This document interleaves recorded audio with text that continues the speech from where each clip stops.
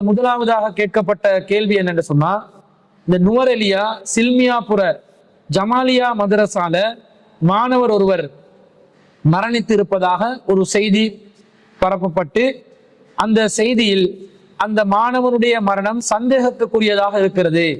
அது உண்மையிலே அந்த மாணவன் தற்கொலை செய்து கொண்டானா அல்லது யாரோ ஒருவர் கொலை செய்துவிட்டு அந்த மாணவனை தற்கொலை செய்ததாக ஒரு நிலையை சித்தரிக்கிறார்களா என்ற ஒரு கேள்வியை கேட்டிருக்கிறார்கள்.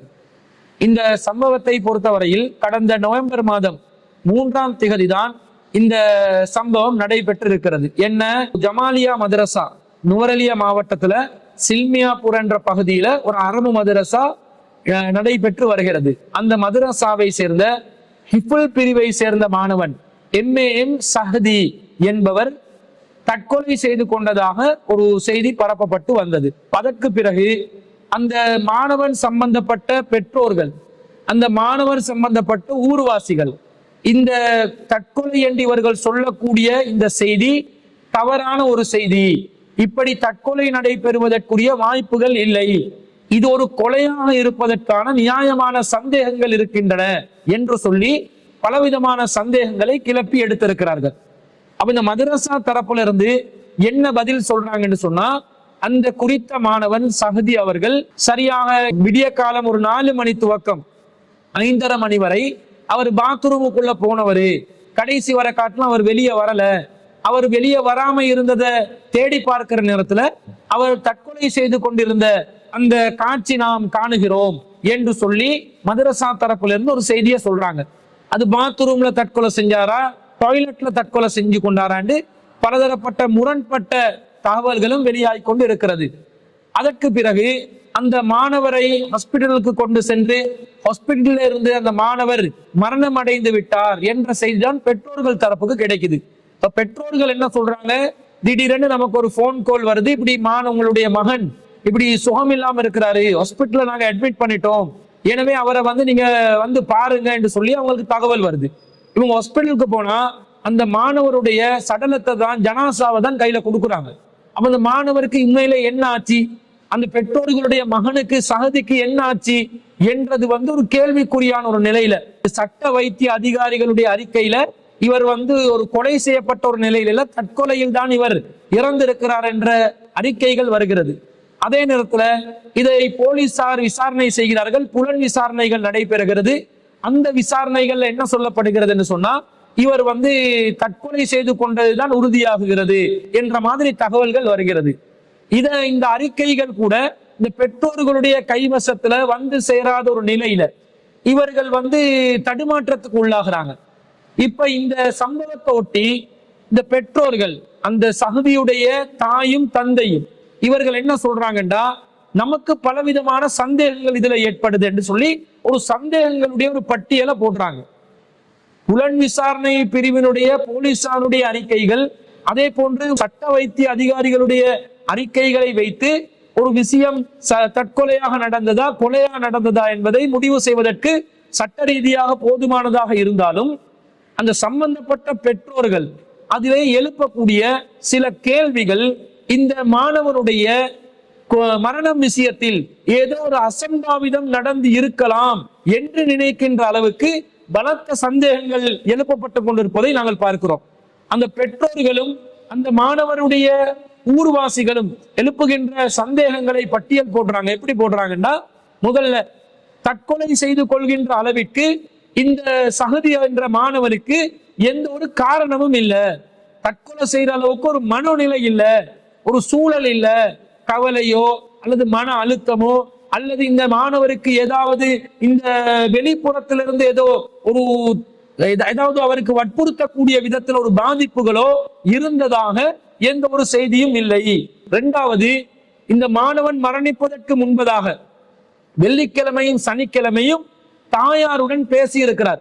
பேசியிருக்கும் பொழுது ஒரு சுமூகமான நிலையில, நல்ல சந்தோஷமான நிலையில தான் தாயாரோட அந்த மாணவன் அந்த மகன் பேசியிருக்கிறார்.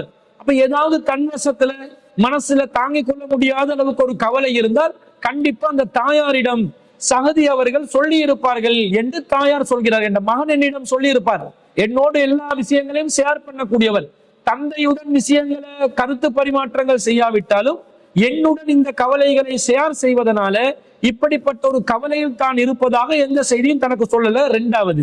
மூணாவது என்ன சொல்றாங்கன்னா, தற்கொலை செய்யற அளவுக்கு மானசீக ரீதியான காரணங்கள் எதுவும் அந்த குழந்தையிடம் இருப்பதாக பெற்றோர்கள் அறியவில்லை. அதே போன்று மதரசாவுடைய உஸ்தாதுமார்கள் அறிந்திருந்தால் அதை முன்கூட்டியே பெற்றோர்களுக்கு சொல்லி இருப்பாங்க. இந்த மாணவனுடைய நடவடிக்கைகள் வித்தியாசமா இருக்குது, ஏதோ மன ரீதியாக பாதிக்கப்பட்டிருக்கிறார் என்று சொல்லி இருப்பாங்க. அப்படி எதுவுமே சொல்லாததிலிருந்து தன்னுடைய மகனிடம் இப்படிப்பட்ட ஒரு மனோநிலை இருந்ததாக, தற்கொலை செய்கின்ற அளவுக்குரிய மானசீக ரீதியான பாதிப்பு இருந்ததாக எந்த ஒரு ஆதாரமும் இல்லை. எனவே நான் அதை ஒப்புக்கொள்ள மாட்டேன் என்று பெற்றோர்கள் சொல்வதை பார்க்கிறோம். நாலாவதாக, அப்படி ஏதாவது ஒரு காரணம் இருந்திருந்தால் அந்த மகன் அந்த கவலையை கண்டிப்பாக வெளிப்படுத்தியிருப்பார். எந்த ஒரு சந்தர்ப்பத்திலும் இப்படிப்பட்ட ஒரு கவலையை தன்னுடைய மகன் வெளிப்படுத்தவில்லை என்று தாயார் சொல்றாங்க. அடுத்தது, இந்த தற்கொலை என்று சொல்லக்கூடிய இந்த சம்பவத்துல சகதியுடைய சடலத்தை பரிசோதனை செய்யற நேரத்துல அவருடைய நெற்றியிலும் முகத்திலும் சிறு காயங்கள் இருந்துள்ளது என்று சொல்லி சிலர் தகவல் தெரிவிக்கிறார்கள். அப்படி என்றால் அந்த காயங்களுக்கான காரணம் என்ன என்ற கேள்வி இருக்குது. அடுத்ததாக, இந்த சம்பவம் நடந்ததாக சொல்லப்படுவது 4 மணிக்கு. 4 மணிக்கு பாத்ரூம் சென்ற மாணவர் 5:30 மணி வரை வெளியில் வராமல் தாமதமாக இருக்கிறார் என்று சொன்னா, மதரசாவினுடைய நிர்வாகம், உஸ்தாதுமார்கள், ஆசிரியர்கள் ஏன் இந்த மாணவன் இவ்வளவு தாமதமாகி வருகிறார் என்பதை ஏன் கண்காணிக்கவில்லை என்று அந்த ஒரு நியாயமான சந்தேகம் வருகிறது. ஏனென்றால் மதரசாக்களை பொறுத்தளவுல பொதுவாக சஹருடைய நேரம், இந்த தஹஜ்ஜுடைய நேரம் என்றது கொஞ்சம் பிஸியான நேரம். வீடுகள் அது தூங்கி கொரட்டை விட்டு கொண்டு தூங்கி கொண்டு இருக்கக்கூடிய நேரமாக இருந்தாலும் மதரசாக்கள் அந்த நேரத்துல மாணவர்களை அதிகாலையில எழுப்பி விடுவாங்க, தஹஜ்ஜுத் தொழுகைக்காக ஆஜராக்குவாங்க. அதே போன்று குர்ஆன் ஹிஃபுல் பாடங்கள் கூட நடைபெறும். இந்த மாதிரி நேரத்துல பிஸியான ஒரு டைம்ல 4 மணில இருந்து 5:30 மணி வரை சுமார் 1.5 மணி நேரம் ஒரு மாணவரை காணோம் என்று சொன்னா ஏன் அந்த உஸ்தாதுமார்கள் அதை கவனிக்கவில்லை என்ற ஒரு நியாயமான கேள்வியை எழுப்புறாங்க. அடுத்ததாக, இவங்க தற்கொலை செய்த ஆரம்ப நேரத்துல டாய்லெட்ல தான் தற்கொலை செய்தார் என்ற மாதிரி ஒரு செய்தி வருது. பிறகு பாத்ரூம்ல என்று சொல்லி அதை மாத்தி காட்டுறாங்க. இதுலயும் ஒரு முரண்பாடு தோற்றுவிக்கப்படுகிறது. தற்கொலை செய்ததாக இருந்தால் அது எந்த இடம் என்று ஏன் உறுதிப்படுத்தி சொல்றீங்கல்ல, முன்னுக்கு பின் முரணாக மாத்தி மாத்தி ஏன் சொல்றீங்க என்ற கேள்வி வருது. அடுத்ததாக, டாய்லெட்ல இருந்தாலும் பாத்ரூம்லயா இருந்தாலும் அந்த மாணவனுக்கு தற்கொலை செய்த அளவுக்கு அது ரொம்ப உயரமான இடமா இருக்குது. ஒரு புடவையை வச்சு கட்டுற அளவுக்கு 12 வயசு மாணவனுக்கு அதற்கு வாய்ப்பு இல்லை. எனவே இவ்வளவு உயரமான ஒரு இடத்துல தூக்கு போட்டு கொண்டு தற்கொலை செய்து கொண்டுகின்ற அளவிற்கு அவருக்குரிய அந்த அந்த சூழல் இடம் கொடுக்கல, உயரம் பத்தாமல் இருப்பதனால அதற்கு வாய்ப்பு இல்லை என்ற ஒரு சந்தேகம் கிளம்புகிறது. அடுத்ததாக, தற்கொலை செய்து கொண்ட அந்த சிறுவனுடைய வீடியோக்களை உடனடியாக தாமதமாகறாங்க, இல்ல 5:30 மணி வரை காட்டம் இல்லைன்னு பிறகு இவங்க ஏன் வரலன்னு சொல்லி பாக்குறாங்கன்னா, ஒரு மாணவர் போயிட்டு பாத்ரூம் மூடியே இருக்குது, அப்ப அவங்க மேலால எட்டி பாருங்க என்று சொல்லும் போது எட்டி பாக்குறாங்க, கதவை கூட உடைச்சி எடுத்துடலாம், சரி எட்டி பார்த்தாங்கன்னு சொன்னாலும் அந்த நேரத்துல தற்கொலை செஞ்சு கொண்டிருக்கிறார், தூக்கு போட்டு கொண்டு இருக்கிறார் என்று சொன்னா அதை வீடியோ பண்ணிருக்கணுமா இல்லையா, அதை போட்டோ பிடிச்சிருக்கணுமா இல்லையா? பொதுவாக இதே மாதிரி ஒரு அசம்பாவிதம் நடந்தால் உடனடியாக ஆதாரங்களை திரட்டி கொள்வார்களா இல்லையா? அப்படிப்பட்ட எந்த ஒரு ஆதாரமும் இந்த விஷயத்திலே திரட்டப்படவில்லை. அது ஏன் என்ற ஒரு சந்தேகம் இருக்கிறது. 9வதாக, தற்கொலை செய்து கொண்ட ஒரு சடலமாக இருந்தால், ஒரு ஜனாசாவாக இருந்தால் இது சட்ட ரீதியான ஒரு பிரச்சனையாக இருக்கிறது. உடனடியாக என்ன செய்யப்பட வேண்டும் என்று சொன்னா, போலீசாருக்கு தகவல் கொடுத்திருக்க வேண்டும். தகவல் கொடுத்து போலீசார் அந்த இடத்துல கொண்டு ஆஜராக்கி இவங்களோட நேரடியாக இந்த மதரசா நிர்வாகம் இப்படி ஒண்ணு நடந்திருக்குது, இது நமக்கு இதுக்கு சம்பந்தம் இல்லை என்னன்னு சொல்லி விசாரணை நடத்துங்கன்னு சொல்லி இருக்கணும். போலீசார நேரடியாக அந்த சம்பவ இடத்துக்கு கொண்டு வந்ததாக எந்த ஒரு ஆதாரமும் இல்லாமல் இருப்பதை பார்க்கிறோம். இது மிகப்பெரிய ஒரு பலத்த சந்தேகத்தை எழுப்புவதாக தாயார் அவர்கள் ஒரு குற்றச்சாட்டாகவே முன்வைக்கிறார்கள். அடுத்ததாக, ஒரு மாணவர் என்ன சொல்கிறார் என்று சொன்னா, இந்த தற்கொலை செய்து கொண்ட அந்த சஹதியுடைய ஜனாசாவை அந்த சடலத்தை எடுக்கும் போது அவர் மௌத்தாகிதான் இருந்தார், ஆனா மதரசா நிர்வாகம் என்ன சொல்றாங்க, அவருக்கு உயிர் இருந்துச்சு, அதனாலதான் ஹாஸ்பிட்டலுக்கு கொண்டு போனோம் என்ற மாதிரி சொல்றாங்க. ஆனா ஒரு மாணவருடைய வாக்கு மூலம் அந்த தாயாரிடம் சொல்லப்படுகிறது ஜனாசாவாகத்தான் இருந்தது, உயிர் இருக்கவில்லை என்று சொல்லப்படுகிறது. எனவே இங்கேயும் சந்தேகம் கிளம்புவதை பார்க்கிறோம். அடுத்ததாக ஜனாசா கூடிய எல்லா ஏற்பாடுகளும் நடக்குது. ஜனாசாக்கள்ல உஸ்தாதுமார்கள் யாருமே கலந்து கொள்ளல. அதே போன்று அந்த மதரசா சார்ந்த மாணவர்களையும் கலந்து கொள்ள வைக்கல. மாணவர்கள் கலந்து கொண்டால் ஊர் மக்கள் ஏதாவது கேள்வி கேட்டு அந்த மாணவர்களிடம் தகவலை திரட்டிக் கொள்வார்கள் என்ற ஒரு சந்தேகத்தும் ஒரு காரணத்தினால் மாணவர்களை கலந்து கொள்ளாமல் ஆக்கிறார்கள் என்ற சந்தேகம் இருக்கிறது. அது மாத்திரமல்லாமல் ஏன் உஸ்தாதுமார்கள் கலந்து கொள்ளவில்லை? சமூகத்தில் ஒரு சலசலப்பு ஏற்படும் என்ற அச்சம் நிலவி இருந்தால் அவர்கள் என்ன செய்திருக்க வேண்டும்? அதற்கான காரணத்தை சொல்லி நாங்க ஜனாசா தொழுகையில நாங்க கலந்து கொள்றதுக்காக நாங்க ஜனாசா தொழுகையை தொழுவிச்சுட்டு உங்களுக்கு தாரம் என்று கூட சொல்லி இருக்கலாம். அதையும் செய்யவில்லை. உள்ள பள்ளிவாசல் அவங்க தொழுதுட்டு தாயாரிடம் அந்த உரிய மக்களிடம் ஒப்படைக்கக்கூடிய காரியத்தையாவது செஞ்சிருக்கலாம். அதுவும் செய்யவில்லை. பொதுவாக மார்க்கத்துல தற்கொலை செய்து கொண்ட ஒருவருக்கு ஜனாசா தொழுகை இல்லை. ஆனால் அது குர்ஆன் சுன்னால உள்ள விதி, அல்லாஹ்வின் தூதர் ஸல்லல்லாஹு அலைஹி வஸல்லம் வழிகாட்டல். ஆனா சுன்னத் ஜமாத்தை சேர்ந்தவர்கள் இந்த விதிகளை எல்லாம் கடைபிடிக்க மாட்டாங்க. அவங்க தற்கொலை செய்யக்கூடிய எதுவா இருந்தாலும் ஜனாசாக்கள்ல தொழுவிப்பதை பார்க்கிறோம். அப்படிப்பட்ட ஒரு நிலையில தன்னுடைய மதரசால படிச்ச ஒரு மாணவனுடைய ஜனாசாவுக்கு உஸ்தாதுமார்கள் கலந்து கொள்கிறார்கள் இல்லை, சக மாணவர்கள் கலந்து கொள்கிறார்கள் இல்லை என்ற ஒரு கேள்வி அந்த ஜனாசா விஷயத்துல வருது. அது மாத்திரமல்லாமல் சக மாணவர்களிடம் ஜனாசா தொழுகையில கலந்து கொள்வதற்கு அனுமதி அளிக்காமல் அவர்களை புறக்கணித்தது, அவர்களை தடுத்தது என்ன காரணமாக இருக்கலாம்? அவர்களிடம் தகவல் ஏதாவது வெளியே வந்துருமோ என்ற அச்சம்தான் காரணமாக இருக்கலாம் என்பது ஊர் மக்களுடைய மிகப்பெரிய சந்தேகமாக இருக்கிறது. அதே போன்று இந்த ஜனாசா அடக்கத்திற்கு பிறகு சம்பந்தப்பட்ட தாய் உஸ்தாதுமார்களிடையும் சந்தித்து சில கேள்விகளை கேட்கிறார்கள். அப்படி கேள்விகள் கேட்கும் போது உஸ்தாதுமார்கள் சரியான ஒரு பதிலை, துணிச்சலான ஒரு பதிலை கொடுக்காமல் மௌனம் சாதித்து கொண்டு இருந்திருக்கிறார்கள். தாயார் பலவிதமான கேள்விகள் கேட்கிறாங்க. நீங்க இந்த என்னுடைய மகனை அடிச்சு ஏதாவது இப்படி அதனால உயிர் போய் அதுக்கு பிறகு நீங்க இந்த தற்கொலையாக மாத்தி இருந்தாலும் என்னிடம் சொல்லுங்க, நான் அதை மன்னிச்சு விடுறேன், ஏதோ தவறுதலா நடந்துச்சுன்னு நினைச்சு மன்னிக்கலாம் என்று கேட்டு இருக்கிறாங்க. இப்படி இவங்க போட்டு வாங்குறதுக்காக கூட கேட்கலாம் என்று சொல்லி அவங்க நினைத்து இருக்கலாம் உஸ்தாதிமார்கள். அப்படி இருந்தாலும் அவங்க என்ன சொல்லணும்? உடனடியாக ஒரு பதிலாக சொல்லியிருக்க வேண்டும். நீங்க நடக்காத ஒரு சம்பவத்தை ஏன் இப்படி திணிக்கிறீங்க? நடந்ததுதான் நாங்க சொல்லிட்டோம், ஏன் நம்மிடம் எப்படி கேள்வி கேட்கறீங்க, ஏன் நீங்கள சந்தேகப்படுறீங்கன்னு கூட எகிரி நிக்கலாம். ஆனா அப்படி இல்லாமல் மௌனமே அவர்களுடைய பதிலாக இருக்கிறது. எனவே இதுல ஒரு சந்தேகம் இருப்பதாக தாயார் இந்த இடத்துலதான் சந்தேகமே பட ஆரம்பிக்கிறாங்க. உஸ்தாதுமார்களிடம் கேள்வி கேட்கும் போது அவங்க கடுமையா பதில் சொல்லுவாங்கன்னு பார்த்தா அவங்களோட மௌனம் தான் எனக்கு சந்தேகத்தை ஏற்படுத்துது என்று சொல்கிறார்கள். அது மாத்திரமல்லாமல் அந்த சக மாணவர்களை இந்த ஜனாசாவுக்கு கலந்து கொள்றதுக்கு விடாதது மட்டுமல்லாமல் இந்த தாயாருடன் தொடர்பு கொள்வதற்கு வழி வைக்காமல் புறக்கணித்ததையும் அந்த தாயார் அவதானிக்கிறாங்க. எனவே மீண்டும் அவங்களுக்கு சந்தேகம் அதிகமாக வருகிறது. அது மாத்திரமல்லாமல் உஸ்தாதுமார்கள் போனில் கூட பேசுறாங்கல்ல, பெற்றோர்களோட சம்பந்தப்பட்ட தாயுடன் கூட போன் அடிச்சா கூட ஆன்சர் பண்றாங்கல்ல, காரணம் சொல்றாங்கல்ல என்பது தாயினுடைய பலத்த சந்தேகத்துக்கு காரணமா இருக்கிறது. அதே போன்று இனாமாதியார் என்று சொல்லக்கூடிய ஒருவர் இந்த பெற்றோர்களை சந்திக்காமல் அவர் நழுவி சென்று விட்டார் என்று பெற்றோர்கள் தரப்பிலிருந்து ஒரு குற்றச்சாட்டு முன்வைக்கப்படுகிறது. ஏன் இவர் நம்மளை சந்திக்காம போறாரு, இவர் தான் இதுல பின்னணியில சூத்திரதாரியாக இருக்கிறாரா என்ற சந்தேகம் இருக்குது. அது மாத்திரமல்லாமல் ஏதும் தவறு நடந்திருந்தா சொல்லுங்க என்று கேட்கிற இடத்துல பதில் சொல்லாதவங்க இந்த மதரசா விஷயத்துல, இந்த மாணவர் விஷயத்துல என்ன சொல்றாங்க தெரியுமா? இந்த மாணவருடைய மனநிலை சரியில்லாம இருந்துச்சு என்று அந்த இடத்துல சொல்றாங்க. அப்ப முன்கூட்டியே இதை சொல்லி இருக்கணுமா இல்லையா? மனநலம் பாதிக்கப்பட்டு இருந்ததாக ஒரு தகவல் இருந்தால் மனநலம் பாதிக்கப்பட்டதை முன்கூட்டியே தாயாரிடம் சொல்லி அதற்கான சிகிச்சை பெறுவதற்கான வழிகாட்டலை செய்யாமல் ஒத்த வார்த்தை அதை மட்டும் சொல்லி மௌனம் காக்கக்கூடிய ஒரு நிலை ஏற்படுகிறது. அதை அந்த தாயார் எக்காரணத்தை கொண்டு நான் ஒத்துக்கொள்ள மாட்டேன், அப்படி ஒரு நிலை இருக்கவே இல்லை, அப்படி இருந்தாலும் இதை ஆரம்பத்திலே சொல்லி இருக்க வேண்டும் என்று அவர்கள் சொல்கிறார்கள்.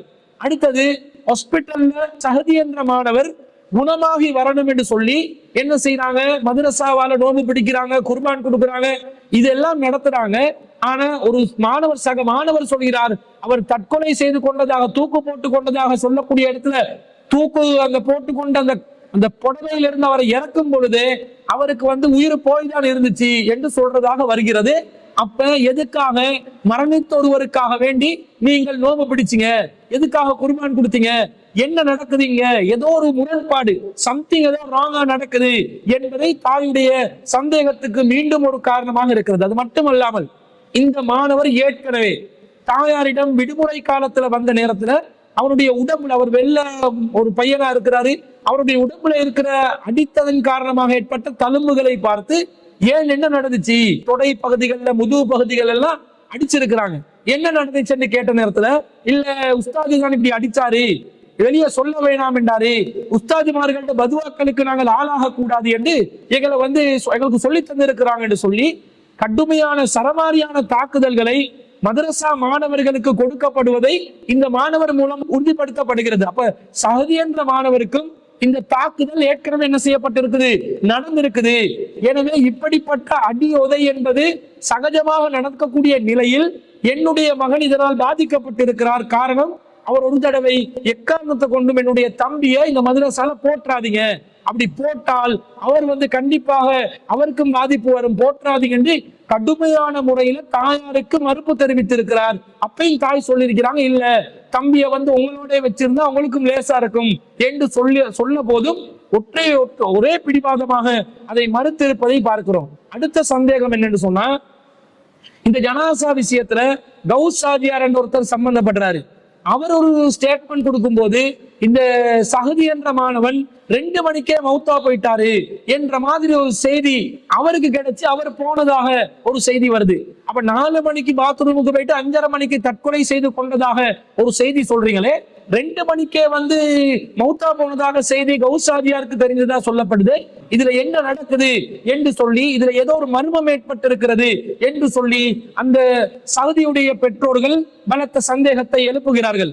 அது மாத்திரமல்லாமல் ஹாஸ்பிட்டலுக்கு கொண்டு போன வேலை, ஹாஸ்பிட்டல் இருந்து அந்த மாணவனை ஜனாசாவை விடுவிச்சது, அது சம்பந்தப்பட்ட போலீஸ்களுக்கு பல இடங்களுக்கு அலைய விட்டது பெற்றோர்களை. இந்த காரியத்துல நியாஸ் என்ற ஒரு சகோதரர் முன்னின்று அந்த ஹாஸ்பிட்டல் வேலை எல்லாத்தையும் நான் பார்த்துக்கொள்றேன், ஹாஸ்பிட்டல் போலீஸ் பிரச்சனை நான் பாக்குறேன், மதரசாக்கு எந்த பிரச்சனையும் வராம நான் பார்த்துக்கொள்றேன் களமிறங்கி வேலை செஞ்சிருக்கிறதாக ஒரு செய்தி அந்த பெற்றோர்கள் தரப்பிலிருந்து முன்வைக்கப்படுகிறது. இந்த மாதிரி எல்லாம் நடக்கிற நேரத்துல அந்த மதரசா தன்னிலை விளக்கமாக ஏதாவது ஒரு விளக்கம் சொன்னார்களா, என்ன நடந்துச்சு சம்பவம், இப்படி இதுக்கு என்ன காரணம், அந்த மாணவருடைய மனநிலை பாதிக்கப்பட்டு இருந்ததை அவங்க எப்படி இனம் கண்டாங்க, அதுக்கு பிறகு அந்த மாணவர் தற்கொலை செய்து கொண்டதை எப்படி உறுதிப்படுத்தி கொண்டாங்கன்றத ஒரு தன்னிலை விளக்கம் மதரசா சார்பாக கொடுக்கப்படவில்லை. இதுல இருந்து என்ன விளங்குது, அவங்க என்ன அறிவிச்சாங்கன்னா 16ஆம் தேதி ஒரு கடிதத்தை போட்டிருந்தாங்க. சமூக ஊடகங்கள்ல இது சம்பந்தமாக நமக்கு விமர்சனம் வருது, இந்த விமர்சனங்களை செஞ்சு கொள்றவங்களுக்கு எதிராக சட்ட நடவடிக்கை எடுப்போம். இது புலனாய்வுத்துறை சரியாக விசாரித்து விட்டார்கள், போலீஸ் துறை விசாரித்து விட்டார்கள், சட்ட வைத்திய அதிகாரிகள் விசாரித்து அறிக்கை சமர்ப்பித்து விட்டார்கள். எனவே இதை தாண்டி மற்றவங்களுக்கு என்ன வேலை என்று சொல்லி ஒரு மிரட்டல் துணியில நீங்க விசாரிச்சீங்கன்னா, சமூக ஊடகவியலாளர்கள் இதை பத்தி பேசினீங்கன்னு சொன்னா நாங்க உங்களை என்ன செய்வோம், போலீஸ் உங்களை புகார் செஞ்சு உங்களுக்கு எதிராக நடவடிக்கை எடுப்போம், நீங்க சுயலாபத்துக்காக வேண்டி இப்படி செய்யாதீங்கன்னு சொல்லி மதரசா நிர்வாகம் ஒரு கடிதத்தின் மூலமாக ஒரு அறிக்கையை வெளியிடுகிறார்கள். அப்ப அவங்க என்ன அறிக்கையில என்ன குறிப்பிட்டு இருக்கணும், இப்படி நம்மளை நோக்கி விமர்சனம் வருது, மதரசா நிர்வாகத்தை நோக்கி இப்படி ஒரு விமர்சனம் குற்றச்சாட்டு முன்வைக்கப்படுகிறது, அந்த குற்றச்சாட்டு நியாயம் இல்லை என்பதற்காக இன்னென்ன காரணங்கள் எல்லாம் இருக்கிறது என்று சொல்லி அந்த காரணங்களை விளக்கி, எனவே அபாண்டமாக பழி சுமத்தாதீர்கள் என்று சொல்லி இருந்தா அது ஒரு தன்னிலை விளக்கமாக எடுத்துக்கொண்டிருக்கலாம். ஆனா இவங்க மிரட்டாங்க, இவங்களுக்கு எதிராக யார கேள்வி எழுப்புறாங்களோ அவங்களை மிரட்ட துணியில, சட்ட நடவடிக்கை எடுப்போம் என்ற துணியில இவர்கள் பேசுவதிலிருந்து இவர்கள் தரப்பில் ஏதோ தவறு நிகழ்ந்திருக்கலாம் என்று சந்தேகப்படக்கூடிய ஒரு நிலைதான் இருக்கிறது. அந்த தாய் என்ன சொல்றாங்க, நாங்க அமானிதமாக உங்களிடம் நம்முடைய மகனை தந்தால் நீங்க ஜனாசாவாகத்தான் திரும்ப தருவீர்களா, அல்லாஹ்வுடைய விதி, மவுத் என்றது அல்லாஹ் ஏற்படுத்துறது, குல்லு நஃப்ஸின் தாயிகத்துல் மவுத், எல்லா ஆத்மாவும் மரணத்தை சுவைத்தே தீரும். ஆனால் நீங்கள் பொறுப்புணர்வோடு நடந்திருக்கணுமா இல்லையா, 1.5 மணி நேரம் நீங்க நிக்லெக்டாக, கவனக்குறைவாக என்ன நடந்துச்சு, என்ன செய்தாங்க, மாணவர்களுக்கு என்ன நடக்குதுன்னு பார்க்காம இப்படி பொடுபோக்கா இருந்துட்டு ஒரு ஜனாசாவாக சடலமாக நம்முடைய குழந்தையை தந்தால் நான் எப்படி அதை அங்கீகரிக்கலாம், எனவே எனக்கு இதுக்கு நியாயம் வேணும், நீதி விசாரணை வேண்டும் என்று சொல்லி தாயார் கோரிக்கை வைக்கிறாங்க. அப்ப இந்த எல்லா 22 காரணங்களை நாங்க சிந்திச்சு பார்க்கிற நேரத்துல கண்டிப்பாக இதுல ஏதோ ஒரு அசம்பாவிதம் நடந்திருப்பதற்கு வாய்ப்பு இருப்பதாக விளங்குகிறது. அல்லாஹ்வே அறிந்தவன். ஆனால் இது சம்பந்தமாக பாதிக்கப்பட்ட தரப்புக்கு நியாயம் கோருவதற்கும் நியாய விசாரணையை ஏற்படுத்திக் கொள்வதற்கும் முழுமையான உரிமை இருக்கிறது. இப்படி சந்தேகப்பட்டதனால இவங்களுக்கு சட்ட ரீதியான என்ன வழிகளை கையாளலாம் என்பது அந்த சம்பந்தப்பட்ட சகதியுடைய பெற்றோர்களுக்கு ஒரு வழிகாட்டலாக சொல்வதாக இருந்தா சட்டத்துல போஸ்ட்மார்டம் இன்குவரி ஒன்னு அவங்க கேட்கலாம். லோ அலோவ்ஸ் ஆஃப்டர் பியூரியல், அதாவது பியூரியலுக்கு பிறகு நல்லடக்கம் செய்த பிறகு மீண்டும் ஒரு முறை சடலத்தை வெளியில் எடுத்து அதை விசாரணை நடத்துவதற்கு சட்ட வைத்திய அதிகாரிகளுடைய பார்வைக்கு மீண்டும் கொண்டு சென்று சரியான முறையில் இந்த மரணத்துக்கான காரணத்தை திறந்த வெளியில் அறிந்து கொள்வதற்கான உரிமை கோரல் அந்த பெற்றோர்களுக்கு செய்யலாம். போஸ்ட்மார்ட்டம் இன்குவரி பிற்சோதனை விசாரணை வந்து அவர்களுக்கு செய்வதற்கு ஸ்ரீலங்கால இலங்கையில கோட் ஆஃப் கிரிமினல் ப்ரொசீடியர் ஆக்ட்ல அதற்கான கொரோனர்ஸ் ஆர்டினன்ஸ்ல மரணம் சந்தேகத்துக்குரியது என்று குடும்பம் அல்லது போலீஸ் சந்தேகம் தெரிவிக்கிறார்கள் என்றால் அல்லது சமூகத்தில் நியாயமான ஒரு சந்தேகம் இதிலேயே ஏற்படுகிறது என்று சொன்னால் அடக்கம் செய்யப்பட்ட பிறகும் மரண விசாரணை மீண்டும் தொடங்க முடியும். அதற்காக வழக்கு மீண்டும் திறக்கலாம், ரீ இன்குவரி எக்ஸ்ஹூமேஷன் ஆர்டர் எடுக்கலாம் என்று தெளிவாக சொல்லப்படுகிறது. இதற்காக வேண்டி ஹைகோர்ட் மேஜிஸ்ட்ரேட் கோர்ட்டுக்கு ஒரு வழக்கு தாக்கல் செய்து அவர்கள் மேஜிஸ்ட்ரேட் மூலமாக ஹைகோர்ட் மூலமாக அல்லது மேஜிஸ்ட்ரேட் மூலமாக இவர்கள் வழக்கு தாக்கல் செய்து ஒரு உத்தரவை பெற்றுக் கொள்ளலாம். எக்ஸ்ஹூமேஷன் ஆர்டர், கல்லறையில் இருந்து உடலை மீண்டும் எடுத்து போஸ்ட்மார்ட்டம் செய்வதற்கான ஒரு உத்தரவை பிறப்பித்துக் கொள்வதற்கு சட்டத்தில் முழுமையான அதிகாரம், அங்கீகாரம், உரிமை அவர்களுக்கு இருக்கிறது.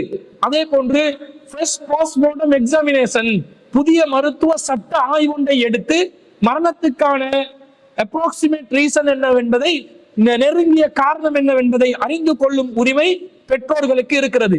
அதே போன்று புலனாய்வுத்துறை விசாரணை சிஐடி அல்லது போலீஸ் இன்வெஸ்டிகேஷன், குற்ற புலனாய்வு அல்லது போலீஸ் மூலமாக விசாரணை நடத்தி இந்த விசாரணை இந்த வழக்குக்கு இந்த சம்பந்தப்பட்ட இன்சிடென்ட்டோடு யாரெல்லாம் தொடர்பு இருக்கிறார்களோ அவர்களிடம் மீண்டும் வாக்குமூலங்கள் பதிவு செய்து என்ன உண்மையிலே நடந்தது என்பதை உறுதிப்படுத்திக் கொள்வதற்கு அந்த பெற்றோர்களுக்கு இலங்கையில சட்டத்துறையில சட்டங்கள் கண்டிப்பாக சலுகை வழங்குகிறது, உரிமை வழங்குகிறது.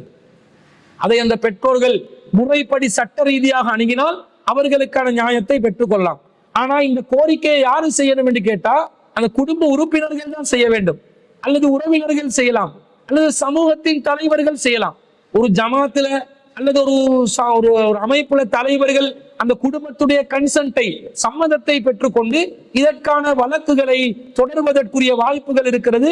வழக்கறிஞர்கள் மூலமாக, சட்டத்தரணிகள் மூலமாக ஒரு மனுவை தாக்கல் செய்தால் இந்த இன்குவரி செய்து கொள்வதற்கு, விசாரணைகளை மீண்டும் அதை திறந்து வைப்பதற்கான வாய்ப்புகள் கிடைக்கும். அல்லது போலீசார் தாமாகவே இதுல சந்தேகம் கொள்வார்கள் என்று சொன்னால், இந்த மரணத்துல சர்ச்சை கிளம்பியுள்ளது, எனவே இதுல சந்தேகம் நிலவுகிறது என்று போலீஸ் தரப்பு அந்த சகதியுடைய ஜனாசா விஷயத்துல தொடர்புபட்ட போலீஸ் பிரிவு அவர்களாகவே விரும்பி ஒரு விசாரணையை கூட தொடங்கலாம். இந்த கோரிக்கை அடிப்படையில் நீதிமன்றம் விசாரணை மீண்டும் திறக்க முடியும் என்பதை, இந்த சட்ட ரீதியான வழிகாட்டல் என்பதை நாங்கள் சொல்லிக்கொள்ள விரும்புகிறோம். இலங்கையில இது மாதிரி பல வழக்குகள் நடந்திருக்குது. இந்த வசீம் தாஜுதீன் கேஸ்ல கூட பல வருடங்களுக்கு பிறகு என்ன செய்வாங்க, எக்ஸ்ஹூமேஷன் ஆர்டர் எடுத்து சடலத்தை மீட்டெடுத்து மீண்டும் பரிசோதனை செஞ்சு அது குடிபோதையில நடந்துச்சா அல்லது தாக்குதல் நடந்திருக்குதா, யாராவது அடிச்சு பிடிச்சு இருக்கிறாங்களா என்றதெல்லாம் பார்த்து அந்த தீர்ப்புகளை என்ன செய்வார்கள், வழங்குவார்கள். அதனால இந்த மாதிரி மீட்டெடுத்து இப்படி ஒரு விசாரணை நடத்துவது மார்க்க ரீதியாக ஒரு குறையாகவோ அல்லது இது ஒரு தவறாகவோ யாரும் என்ன செய்யக்கூடாது, நினைக்க கூடாது. அப்படி நினைப்பதற்கான எந்த ஒரு காரணமும் இல்லை. ஏனென்றால் பாதிக்கப்பட்டவர்களுக்கு அதற்கான முழு சுதந்திரம் இருக்கிறது. பாதிக்கப்பட்டவர்களுக்கு அவர்களுக்கு நியாயம் கேட்பதற்கு முழுமையான அனுமதியும் அதிகாரமும் இருக்கிறது. உதாரணமாக சொல்வதாக இருந்தா, மூசா அலைஹிஸ்ஸலாத்துடைய காலத்துல ஒரு சம்பவம் நடக்குது. என்ன சம்பவம் நடக்குது, ஒரு கொலை ஒன்று நடக்குது. ஒரு கொலை ஒன்று நடந்த உடனே அந்த கொலையாளி யாரென்று கண்டறிய வேண்டிய ஒரு தேவை ஏற்படுது. அப்படி தேவை ஏற்பட்டோடனே அல்லாஹ் தஆலா என்ன செய்தான், யாரு கொலை செஞ்சது பனு இஸ்ரவேலர்கள் மறைச்சிட்டாங்க. மூசா அலைஹிஸ்ஸலாத்துடைய காலத்துல பனு இஸ்ரவேலர்கள் மத்தியில் ஒரு கொலை ஏற்படுகிறது. அந்த கொலையை செஞ்சது யாரு என்று சொல்ல முடியாத அளவுக்கு அந்த கொலை முழுசா மறக்கடிக்கப்படுது. அந்த நேரத்துல அல்லாஹ் ரப்பல் ஆலமீன் இந்த கொலை சம்பந்தப்பட்ட விஷயத்தை வெளியே கொண்டு வருவதற்காக வேண்டி ஒரு வழிமுறையை கையாள இந்த சூரத்துல் பக்கரால 67வது வசனத்திலிருந்து 73வது வசனம் வரைக்கும் அல்லாஹ் தஆலா சொல்றான். அதனாலதான் சூரத்துல் பக்கராக்கு பக்கராண்டே பேர் வருது. அதுல வைது கால மூசா லிகௌமிஹி, மூசா அலைஹிஸ்ஸலாம் அவருடைய சமூகத்திடம் கூறினார்கள், இன்னல்லாஹ யஅமுருக்கும் அன் ததுபஹு பக்கரா, அல்லாஹ் தஆலா உங்களுக்கு ஒரு மாட்டை அறுக்குமாறு சொல்கிறான். காலு அத்தத்தஹிதுனா உஸ்வா, அவங்க கேட்கிறாங்க, எங்களை கேலியா எடுத்துட்டீங்களா? கால அஊது பில்லாஹி அன் அகூன மினல் ஜாஹிலீன், ஜாஹிலாக இருப்பதை விட்டு நான் அல்லாஹ்விடம் பாதுகாவல் தேடுகிறேன் மூசா அலைஹிஸ்ஸலாம் சொல்லுவாங்க. கொலையும் செஞ்சுட்டு கொலையை மறைக்கிறாங்க. மறைக்கிறத வெளியே கொண்டு வர்றதுக்காக ஒரு மாட்டை அறுக்க சொல்றான். அந்த மாட்டை அறுத்து அதன் மூலமாக அதனுடைய ஒரு பகுதியை எடுத்து கொலையாளி மேல அடிக்க சொல்லி அல்லாஹ் சொல்றான். அப்ப யார் அந்த கொலையை செய்தார் என்று மரணித்தவரை எழும்பி சாட்சியம் அளிப்பார் என்று அல்லாஹ் சொன்ன அந்த செய்தியை விளங்கினோன்னு இவங்க என்ன செய்யறாங்க, அத்தத்தஹிதுனா ஹுஸ்வா, எங்களை நீங்க கேலியை கூத்தாக பார்த்து விட்டீர்களா என்று சொல்லி மறுக்கிறாங்க. ஆனா மூசா அலைஹிஸ்ஸலாம் அவங்க இல்ல நீங்க அதை செஞ்சுதான் ஆகணும் என்று சொல்லி வற்புறுத்துவாங்க. அதுல பல கேள்விகளை கேட்பாங்க. காலூது ஓலனா ரப்பக யுபையின் லனா மாஹிய, அது என்ன என்று சொல்லி எங்களுக்கு விளக்கம் சொல்லி அல்லாஹ் கிட்ட கேளுங்க. அப்ப அவர் சொல்லுவாரு, இன்னஹா பக்கரத்தும் லா ஃபாரிலுன் வலா பிக்ருன் அவானும் பைன தாலிக, அது கிழட்டும் இல்லாத குட்டியும் இல்லாத ரெண்டுக்கு நடுப்பட்ட ஒரு மாடு. அப்புறம் நிறத்தை கேட்பாங்க, தன்மையை கேட்பாங்க, அதுவா இதுவா நிறைய கேள்வி. எல்லாத்தையும் மூசா அலைஹிஸ்ஸலாம் அவர்கள் பதிலாக சொன்ன பிறகு மூசா அலைஹிஸ்ஸலாம் திரும்ப திரும்ப சொல்வார்கள், நீங்க இதை செஞ்சே ஆகணும், இந்த மாட்டை நீங்கள் அறுத்தே ஆகணும் என்று சொல்ல அவங்க என்ன செய்வார்கள், கடைசியில இயலாம ஒன்றுமே பண்ண முடியாம செய்ய விருப்பமில்லாத நிலையிலும் அவர்கள் அதை அறுத்தார்கள் என்று சொல்லி அல்லாஹ் தஆலா சொல்றான். அப்ப அல்லாஹ் தஆலா அந்த இடத்துல அறுத்த பிறகு சொல்றான், நஃப்ஸன் ஃபதரல்தும் ஃபீஹா வல்லாஹு முக்ரிஜும் மா குன்தும் தக்துமூன், நீங்கள் ஒருவரை கொன்றுவிட்டு அது குறித்து விவாதித்துக் கொண்டிருந்ததையும் எண்ணி பாருங்கள், நீங்கள் மறைத்ததை அல்லாஹ் இப்போது வெளிப்படுத்துவான் என்று சொல்லி ஃபக்குல்னா, நாம் சொன்னோம், அல்லாஹ் சொல்கிறான், இவ்ரிபூஹு பிபஅனிஹா, அந்த மாட்டின் ஒரு பகுதியை எடுத்து அந்த மனிதனிடம் நீங்கள் கொலை செய்யப்பட்ட மனிதனை நீங்கள் அடியுங்கள். கஸாலிக யுஹ்யில்லாஹுல் மௌத்தா, இவ்வாறுதான் அல்லாஹ் மௌத்தானவர்களை வெளியே கொண்டு வருவான். வயுரீக்கும் ஆயாத்திஹி லஅல்லக்கும் தஅகிலூன், நீங்கள் விளங்கிக் கொள்வதற்காக அல்லாஹ் தன்னுடைய வசனங்களை இவ்வாறு விளங்கப்படுத்துறான் என்று மூசா அலைஹிஸ்ஸலாத்துடைய அந்த சமூகத்துக்கு அல்லாஹ் தஆலா சொல்லி, பிறகு மூசா அலைஹிஸ்ஸலாம் அறுத்த மாட்டின் ஒரு பகுதியை எடுத்து அந்த கொலையாளிக்கு அடிக்க அவர் எழும்பி தன்னை கொலை செய்தது யார் என்று சொல்லிட்டு மௌத்தா போவார் வேண்டும். இது ஒரு அற்புதமாக அதிசயமாக நடக்கக்கூடிய ஒரு சம்பவம். இதுல இருந்து என்ன விளங்குது, மௌத்தா போன ஒருவர் அவர் மௌத்தா போனதுக்கு காரணம் யார் என்று கண்டறிய வேண்டிய தேவை ஏற்படுவேயானால் அதை பரிசோதனை செய்வதற்காக சில வேளைகள் அவர்களை கொலை செய்யப்பட்டவரை மீண்டும் வெளியே எடுப்பதற்கு எங்களுக்கு உயிராக்குறதுக்கு எல்லாம் முடியாது, அது அற்புதத்துல நடந்துச்சு. ஆனா தேக பரிசோதனைகளை செய்வதற்கு அந்த சடலங்களை மீட்டெடுக்கலாம், வெளியில் எடுக்கலாம், குழியை தோண்டி மீண்டும் அந்த சடலங்களை எடுத்து பரிசோதனை செய்யும் உரிமை ஒருவரிடம் இருக்கிறது என்பதை நாங்கள் புரிந்து கொள்கிறோமா இல்லையா? இந்த உரிமை அந்த தாயாரிடம் இருக்கிறது. அவர்கள் தாராளமாக இந்த தனக்கு நடந்த அநீதியை மக்கள் மத்தியிலே முன்னிறுத்திய இந்த சந்தேகங்கள், நியாயமான சந்தேகங்களை வைத்து தன்னுடைய மகனுக்கு ஏற்பட்ட இந்த அநியாயத்துக்கு எதிராக குரல் எழுப்பி அந்த மகனுக்கு கொலை என்ற வேலை நடந்திருந்தால், மகன் கொலை செய்யப்பட்டிருந்தால் கண்டிப்பாக அதற்கு காரணமாக இருந்தவர்கள் எல்லாம் சட்டத்துக்கு முன்னால் நிறுத்தப்பட்டு அவர்களுக்கு அதி உயர்ந்தபட்ச தண்டனைகள் வழங்குவதற்கான ஏற்பாடுகளை செய்து கொடுக்க வேண்டும் என்றால் இலங்கை அரசாங்கத்துல அதற்கான சட்ட பாதுகாப்பு இருக்கிறது. ஸ்ரீலங்கா பீனல் கோட் இருக்குது, அதே போன்று சைல்ட் ப்ரொடெக்ஷன் லோஸ் நிறைய இருக்குது, சிறுவர்களை பாதுகாக்கும் சட்டங்கள். சந்தேகமான சூழல்ல அத்துமீறல் நடந்தால், சிறுவர்களுக்கு கொடுமை நடந்தால், தற்கொலையை தூண்டக்கூடிய ஏதாவது காரியம் நடந்தால் அல்லது கொலையே செய்யப்பட்டிருந்தால் இவற்றின் விசாரணை செய்வதற்கான முழு உரிமை இலங்கை சட்டம் வழங்கி இருக்கிறது. அந்த சட்டத்தை பயன்படுத்தி கொண்டு சகதியுடைய பெற்றோர்கள் தைரியமாக நடை போட வேண்டும். அதற்கு வழிகாட்டுவதற்கு சிலோன் தௌஹீத் ஜமாத் தயாராக இருக்கிறோம். நம்மளை தொடர்பு கொள்வார்களே ஆனால், சம்பந்தப்படுவார்களே ஆனால் என்ன அடுத்த கட்ட நடவடிக்கை மேற்கொள்ள வேண்டும் என்பதற்கு அவன முழு வழக்கு விஷயத்துக்கு முழு பொறுப்பை ஏற்றுக்கொண்டு அவன கன்சென்ட் இருந்தால் நம் ஜமாத் அவர்களுடைய விஷயத்தில் களமிறங்கி முழுமையான சட்ட நடவடிக்கைகளுக்கு உதவி செய்வதற்கு பொருளாதார ரீதியாகவும் சட்ட ரீதியாகவும் அறிவு ரீதியாகவும் எல்லா வகையிலும் அவர்களுக்கு உதவி செய்வதற்கு நம் ஜமாத் தயாராக இருக்கிறோம். ஆனால் அவங்களா விரும்பி வந்தால் நாங்கள் அதை செய்யலாம்.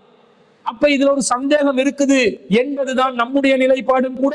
இது சம்பந்தமாக போலீஸ் தரப்பும் மீண்டும் அவர்களுடைய கவனத்தை எடுத்துக்கொள்ள வேண்டும்.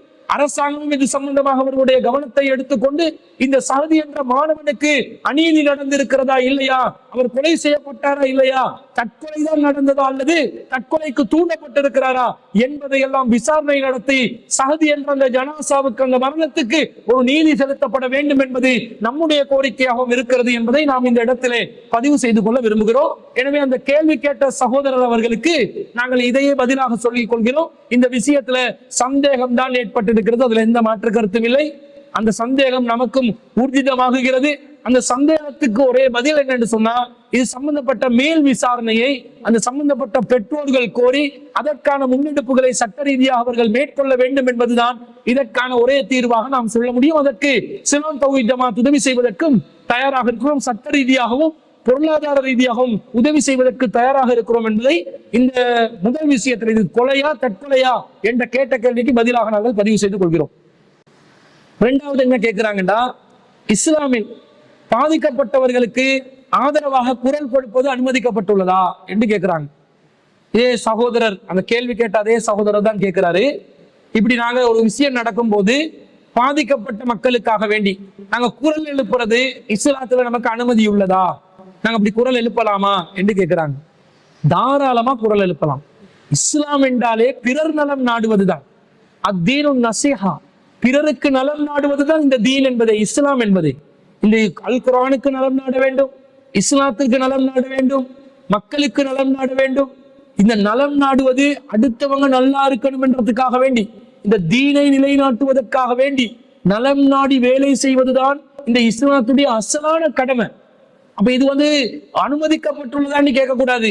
அதுதான் இந்த மார்க்கமே.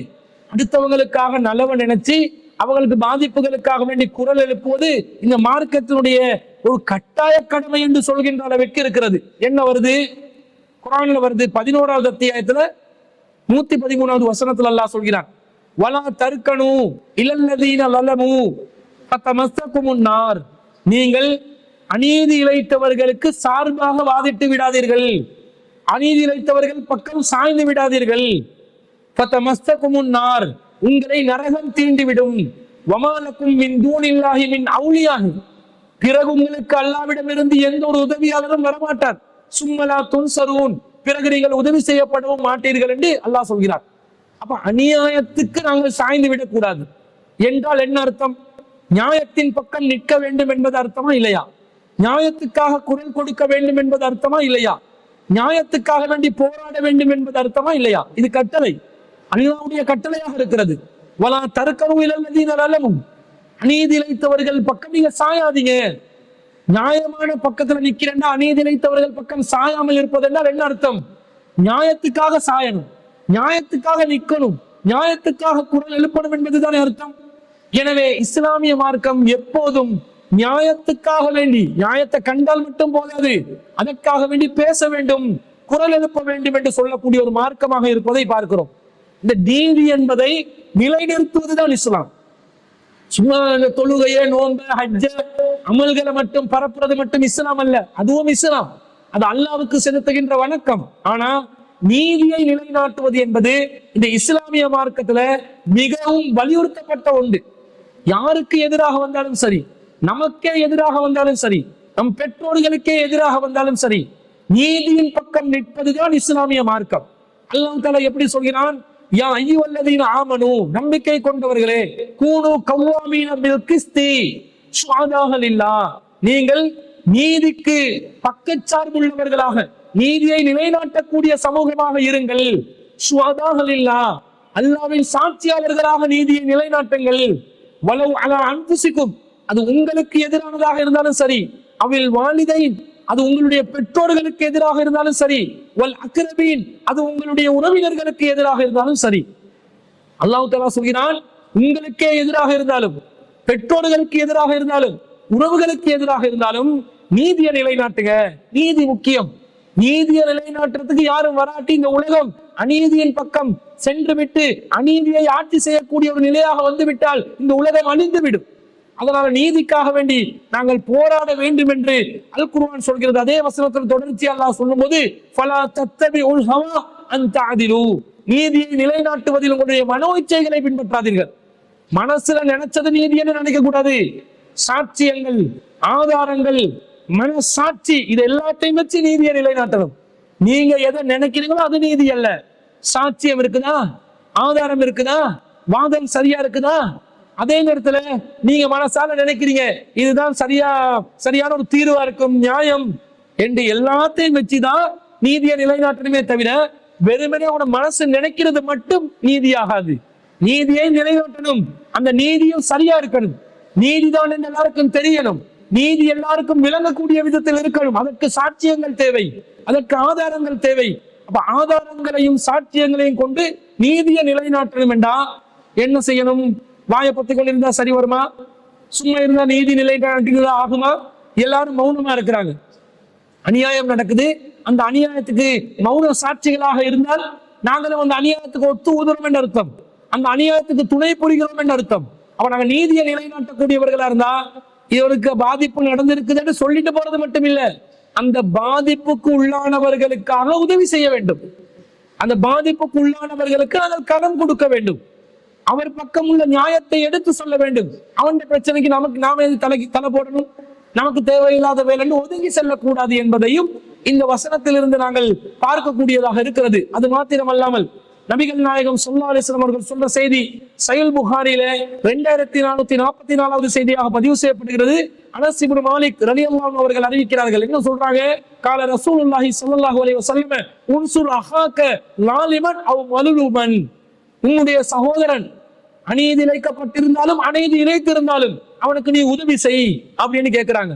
காலு சஹாபாக்கள் கேட்கிறாங்க, யா ரசூலல்லாஹ், அல்லாஹ்வின் தூதரே, ஹாதா நன்சுருஹு மலுலுமன், நாங்கள் பாதிக்கப்பட்டவருக்கு உதவி செய்யலாம், அது வாஸ்தவம். ஃபகைஃப நன்சுருஹு லாலிமன், அநியாயம் செய்தவனுக்கு நாங்கள் எப்படி உதவி செய்வது என்று கேட்கிறாங்க. ரசூலுல்லாஹ் சொல்றாங்க, கால தாஹுது ஃபௌக யதைஹி, அவனுடைய 2 கைகளை நீங்க தடுத்து நிறுத்துங்க, அதுவே அநியாயம் செய்யறவனுக்கு நீங்க செய்யற உதவி என்று சொன்ன செய்தியை நாங்க பாக்குறோம். அப்ப பாதிக்கப்பட்டவர்களுக்கு உதவி செய்ய சொல்றாங்க ரசூல் ஸல்லல்லாஹு அலைஹி வஸல்லம். பாதிக்கப்பட்டவர்களுக்கு உதவி செய்வது என்று சொன்னா நாங்கள் அவர்களுக்கான அந்த நீதியை பெற்றுக் கொடுப்பதற்காக குரல் எழுப்ப வேண்டும்.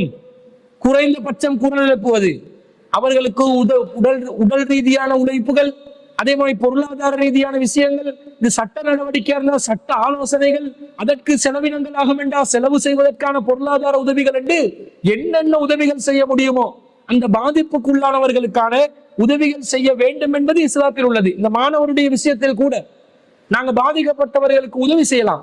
சஹதி என்ற மாணவர் கொலை செய்யப்பட்டாரா இல்லையா சந்தேகம் இருக்குதா, அவன பெற்றோர்கள் நீதியை எதிர்பார்க்கிறார்கள். அவங்களோட குடும்ப பிரச்சனை என்று சொல்லி யாரும் கை கட்டி கொண்டு இருக்காமல் அந்த குடும்ப பிரச்சனை என்று அவங்களா பார்த்து கொள்ளட்டும் என்று சொல்லி நாங்கள் ஓரமாக ஒதுங்கி செல்லாமல் அவர்களுக்கு சட்ட ஆலோசனைகளை வழங்கி பொருளாதார உதவிகளை வழங்கி அவர்களுடைய இந்த பிரச்சனையில நீதி கிடைப்பதற்காக வேண்டி நாம் உதவி செய்ய வேண்டும். அதான் பாதிக்கப்பட்டவனுக்கு உதவி. இதனால் அந்த மதரசா நிர்வாகம் அநியாயம் செய்து விட்டார்கள் என்ற அர்த்தம் இல்லை. அநியாயம் செய்தார்களா இல்லையாண்டு கண்டறிவதற்கு செய்கின்ற உதவி. உண்மையிலே அநியாயம் செய்யாமல் அவர்கள் இருந்திருக்கலாம், உண்மையிலே அது தற்கொலையாகவும் இருந்திருக்கலாம். ஆனா தற்கொலை இல்லை என்ற அளவுக்கு சந்தேகம் வருது என்று சொன்னால் அந்த சந்தேகத்தை நிவர்த்தி செய்வதற்கு பாதிப்புக்குள்ளானவர்கள் இழப்பு யாருக்கு? அந்த சகதியுடைய பெற்றோர்களுக்கு தானே. அந்த இழப்புக்குள்ளானவர்களுக்கு நிதி உதவி செய்து வழக்கு சட்ட ஆலோசனைகளை உதவி செய்து அவர்களுக்கு நாங்கள் செய்கின்ற உதவியின் மூலமாக 2 நன்மை நடக்கும். என்ன நன்மை? ஒண்ணு, உண்மையிலே கொலை செய்யப்பட்டிருந்தால் அந்த பெற்றோர்களுக்கு நியாயம் கிடைத்து கொலையாளிகள் தண்டிக்கப்படுவார்கள். அப்படி கொலை செய்யப்படவில்லை, தற்கொலை தான் நடந்திருக்கிறது என்று விசாரணைகளில் அறியப்பட்டால் எந்த அடிப்படையும் இல்லாமல் குற்றச்சாட்டு முன்வைக்கப்படுகின்ற ஒரு மதரசா நிர்வாகம் அந்த குற்றச்சாட்டிலிருந்து விடுவிக்கப்படுவார்கள். இந்த 2 நன்மையும் நடக்குமா இல்லையா? எனவே இந்த விஷயத்துல சகதியுடைய பெற்றோர்களுக்கு நாங்கள் கண்டிப்பாக உதவி செய்ய வேண்டும், அவர்களுக்காக குரல் எழுப்ப வேண்டும், அவர்கள் கோருகின்ற அந்த நியாயத்தை நிலைநாட்டுவதற்காக உதவி செய்வது இந்த முஸ்லிம் சமூகத்தின் ஒரு கடமையாக இருப்பதை இந்த செய்திகளிலிருந்து நாங்கள் பார்க்கிறோம். அப்ப பாதிப்புக்காக உதவி செய்வது என்பது, குரல் எழுப்புவது என்பது இந்த மார்க்கத்தில் உள்ள ஒன்று. நபிமார்கள் ஒவ்வொரு சமூகத்துக்கும் நபிமார்களாக வந்தது வெறுமனே தௌஹீதை சொல்லிவிட்டு செல்வதற்கும் வணக்க வழிபாடுகளை சொல்லிவிட்டு செல்வதற்கு மாத்திரம் அல்ல. அந்த சமூகத்தில் உள்ள அநீதிகளை அவர்கள் எடுத்துரைப்பார்கள். அந்த அநீதிக்கு எதிராக குரல் எழுப்புவார்கள். மூசா அலைஹிஸ்ஸலாம் அவர்களை உதாரணமாக சொல்வதாக இருந்தால், ஃபிரௌன் என்ற கொடுங்கோல மன்னன் பனு இஸ்ரவேலர்களை அடிமைப்படுத்தி வைத்திருந்தான். அந்த அடிமைப்படுத்தி வைத்திருந்த பனு இஸ்ரவேலர்களுக்கு எதிராக அவர்களுடைய விடுதலைக்காக வேண்டியும் மூசா அலைஹிஸ்ஸலாம் அவர்கள் அனுப்பப்பட்டதாக அல் குர்ஆன்ல 26வது அத்தியாயத்துல 16, 17 ஆகிய வசனங்கள் சொல்கின்றன. அல்லாஹ் சொல்கிறான், ஃபஅத்தியா ஃபிரௌன ஃபகூலா இன்னா ரசூலு ரப்பில் ஆலமீன். நீங்கள் ஃபிரௌனிடம் செல்லுங்கள், ரெண்டு பேரும், மூசா அலைஹிஸ்ஸலாம் அவர்களும் ஹாரூன் அலைஹிஸ்ஸலாம் அவர்களும் இருவருக்கும் அல்லாஹ் கட்டளையிடுகிறான். நீங்கள் இருவரும் ஃபிரௌனிடம் செல்லுங்கள், சொல்லுங்கள், இன்னா ரசூலு ரப்பில் ஆலமீன், நாங்கள் அகிலத்தாரின் தூதர்களாக இருக்கிறோம் என்று சொல்லுங்கள். சொல்லிட்டு தூதத்துவத்தை எத்தி வைக்கிறதோட, அல்லாஹ் பத்தி தௌஹீத சொல்றதோட, அல்லாஹ் ஒருவனை தான் வணங்கணும் என்று சொல்றதோட நிறுத்திக் கொள்ளாமல் சொல்லுங்கள், அன் அர்சில் மஅனா பனி இஸ்ராயில், பனு இஸ்ரவேலர்களை எங்களுடன் அனுப்பி வையுங்கள் என்ற அந்த கோரிக்கையை முன்வையுங்கள். ரெண்டையும் அல்லாஹ் சொல்றாங்க. அவங்க ரெண்டையும் அவங்க செஞ்சாங்களா இல்லையா? பனு இஸ்ரவேலர்களை விடுவித்துக் கொண்டு வந்தார்களா இல்லையா? ஃபிரௌன் அடிமைப்படுத்தி வைத்திருந்த பனு இஸ்ரவேலர்களுக்கு விடிவு காலத்தை ஒரு இறை தூதர் மூலமாக அல்லாஹ் ஏற்படுத்தினானா இல்லையா? இதுதான் நியாயத்துக்காக போராடுவது. நபிகள் நாயகம் ஸல்லல்லாஹு அலைஹி வஸல்லம் அவர்கள் சொல்கிறார்கள், அஃலலுல் ஜிஹாத், ஜிஹாதில சிறந்த ஜிஹாத் எதுன்னு சொன்னா கலிமத்து அத்லின் இந்த சுல்தானின் ஜாயிர், அநீதி இழைத்த அரசனுக்கு முன்னாடி நியாயமான நீதியான சொற்களை பேசுவது ஒரு சிறந்த ஜிஹாதாக இருக்கிறது என்று நபிகள் நாயகம் ஸல்லல்லாஹு அலைஹி வஸல்லம் அவர்கள் கூறிய செய்தி ஆதாரப்பூர்வமானதாக பதிவு செய்யப்பட்டிருக்கிறது. அப்ப நீதிக்காக குரல் எழுப்புவது, பாதிப்புக்குள்ளானவர்களுக்காக குரல் எழுப்புவது, நீதியை நிலைநாட்டுவதற்காக போராடுவது, பாதிக்கப்பட்டவர்களுக்கு உதவி செய்வது, அவர்களுக்கான உடல் ரீதியான பொருளாதார ரீதியான ஒத்துழைப்புகளை வழங்குவது என்பது இஸ்லாத்தில் நமக்கு மிக மிக மிக மிக வலியுறுத்தப்பட்ட ஒரு நன்மையான காரியமாக இருக்கிறது என்பதையும் நாங்கள் புரிந்து கொள்வதோடு, இந்த விஷயத்தில் சகோதரியுடைய குடும்பத்தாருக்கும் நாம் உதவி செய்வதற்கு முஸ்லிம் சமூகம் கடமைப்பட்டிருக்கிறோம் என்பதுதான் அந்த சகோதரர் கேட்ட கேள்விக்கு பதிலாக நாம் பதிவு செய்து கொள்கிறோம். அடுத்ததாக, இதே இந்த மரண சம்பவத்தை ஒட்டி சஹதியுடைய மரணம் கொலையா தற்கொலையா என்பதை ஒட்டி பல சந்தேகங்கள் கிளப்புகிறார்கள். என்ன கிளப்புறாங்க? இது தற்கொலை என்று அரசாங்கம் சொல்லிருச்சு, இத ஒரு மரணம் அல்ல, ஒரு கொலை அல்ல, இது ஒரு கொலை அல்ல என்று அரசாங்கம் சொல்லிவிட்டது. ஆனா நீங்கள் என்ன செய்கிறீர்கள்? ஊகித்து கொண்டு, சர்ச்சை செய்து கொண்டு, துருவி துருவி ஆராய்ந்து கொண்டு, பிறருடைய மானங்களை வாங்கக்கூடிய விதத்தில், மதரசா நிர்வாகத்துடைய மானத்தை வாங்கக்கூடிய விதத்தில், அவர்களுடைய மாமிசத்தை சாப்பிடக்கூடிய விதத்தில் இதை மீண்டும் மீண்டும் பேசுவது சரிதானா என்று சமூகத்தில் சிலர் விமர்சனம் செய்கிறார்கள். இது சம்பந்தமான மார்க்க நிலைப்பாடு என்ன என்று ஒரு சகோதரர் கேட்கிறார். அதாவது, அன்பிற்குரிய சகோதரர்களே, பொதுவாக நீங்க ஒரு விஷயத்தை விளங்கணும். தவறுகள் ரெண்டு விதமா நடக்கும். ஒன்று, ஒரு தவறு, சிலர் தவறுகளை தன்னளவில் செய்து கொள்வார்கள், சிலர் தவறுகளை பகிரங்கமாக செய்வார்கள். பகிரங்கமாக செய்யக்கூடிய தவறுகளை பொறுத்தளவில் இன்னொருவருக்கு பாதிப்பு ஏற்படக்கூடிய விதத்தில் அது அமையுமானால் அதை கண்டிப்பாக பகிரங்கமாகத்தான் கண்டிக்கப்பட வேண்டும் என்பது இஸ்லாத்தினுடைய விதியாக இருக்கிறது.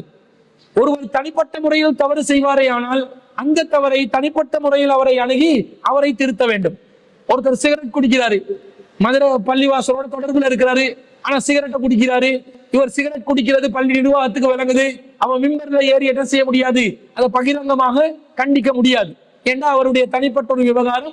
அவரை அணுகி அவருக்கு சொல்லி, இந்த மாதிரி சிகரெட் குடிக்காதீங்க, இந்த மாதிரி ரேஸ் போடாதீங்க, இந்த மாதிரி வட்டியோட தொடர்பு அரிக்காதீங்க, உங்களை பத்தி இப்படி தவறான ஒரு செய்தி வருது, நீங்க பகிரங்கமா சினிமா தியேட்டர்ல போய் சினிமா பார்க்கறதா ஒரு குற்றச்சாட்டு வருது, இந்த மாதிரி செய்யாதீங்க என்று சொல்லி திருத்தலாம்.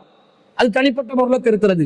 ஆனா சில தவறுகளை பொறுத்தளவுல பகிரங்கமாகவும் நடக்கிறது, அதன் மூலம் பிறருக்கு பாதிப்பு நடக்கிறது என்று சொன்னால் அதை பகிரங்கமாகத்தான் கண்டிக்க வேண்டும்.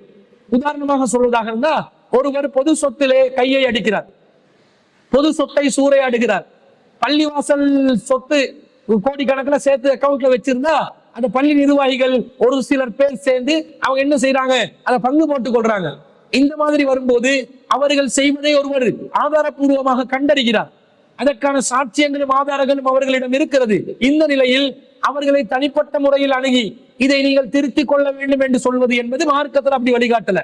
அவருடைய மானம் போகுமே, மரியாதை போகுமே, அவர் சமூகத்தில் அந்தஸ்தோடு இருக்கிறாரு என்று பார்த்து அவருக்கு தனிப்பட்ட முறையில போயிட்டு சொல்லக்கூடிய ஒரு விஷயமாக இந்த விஷயம் இல்லை. காரணம், இது பொது சொத்து.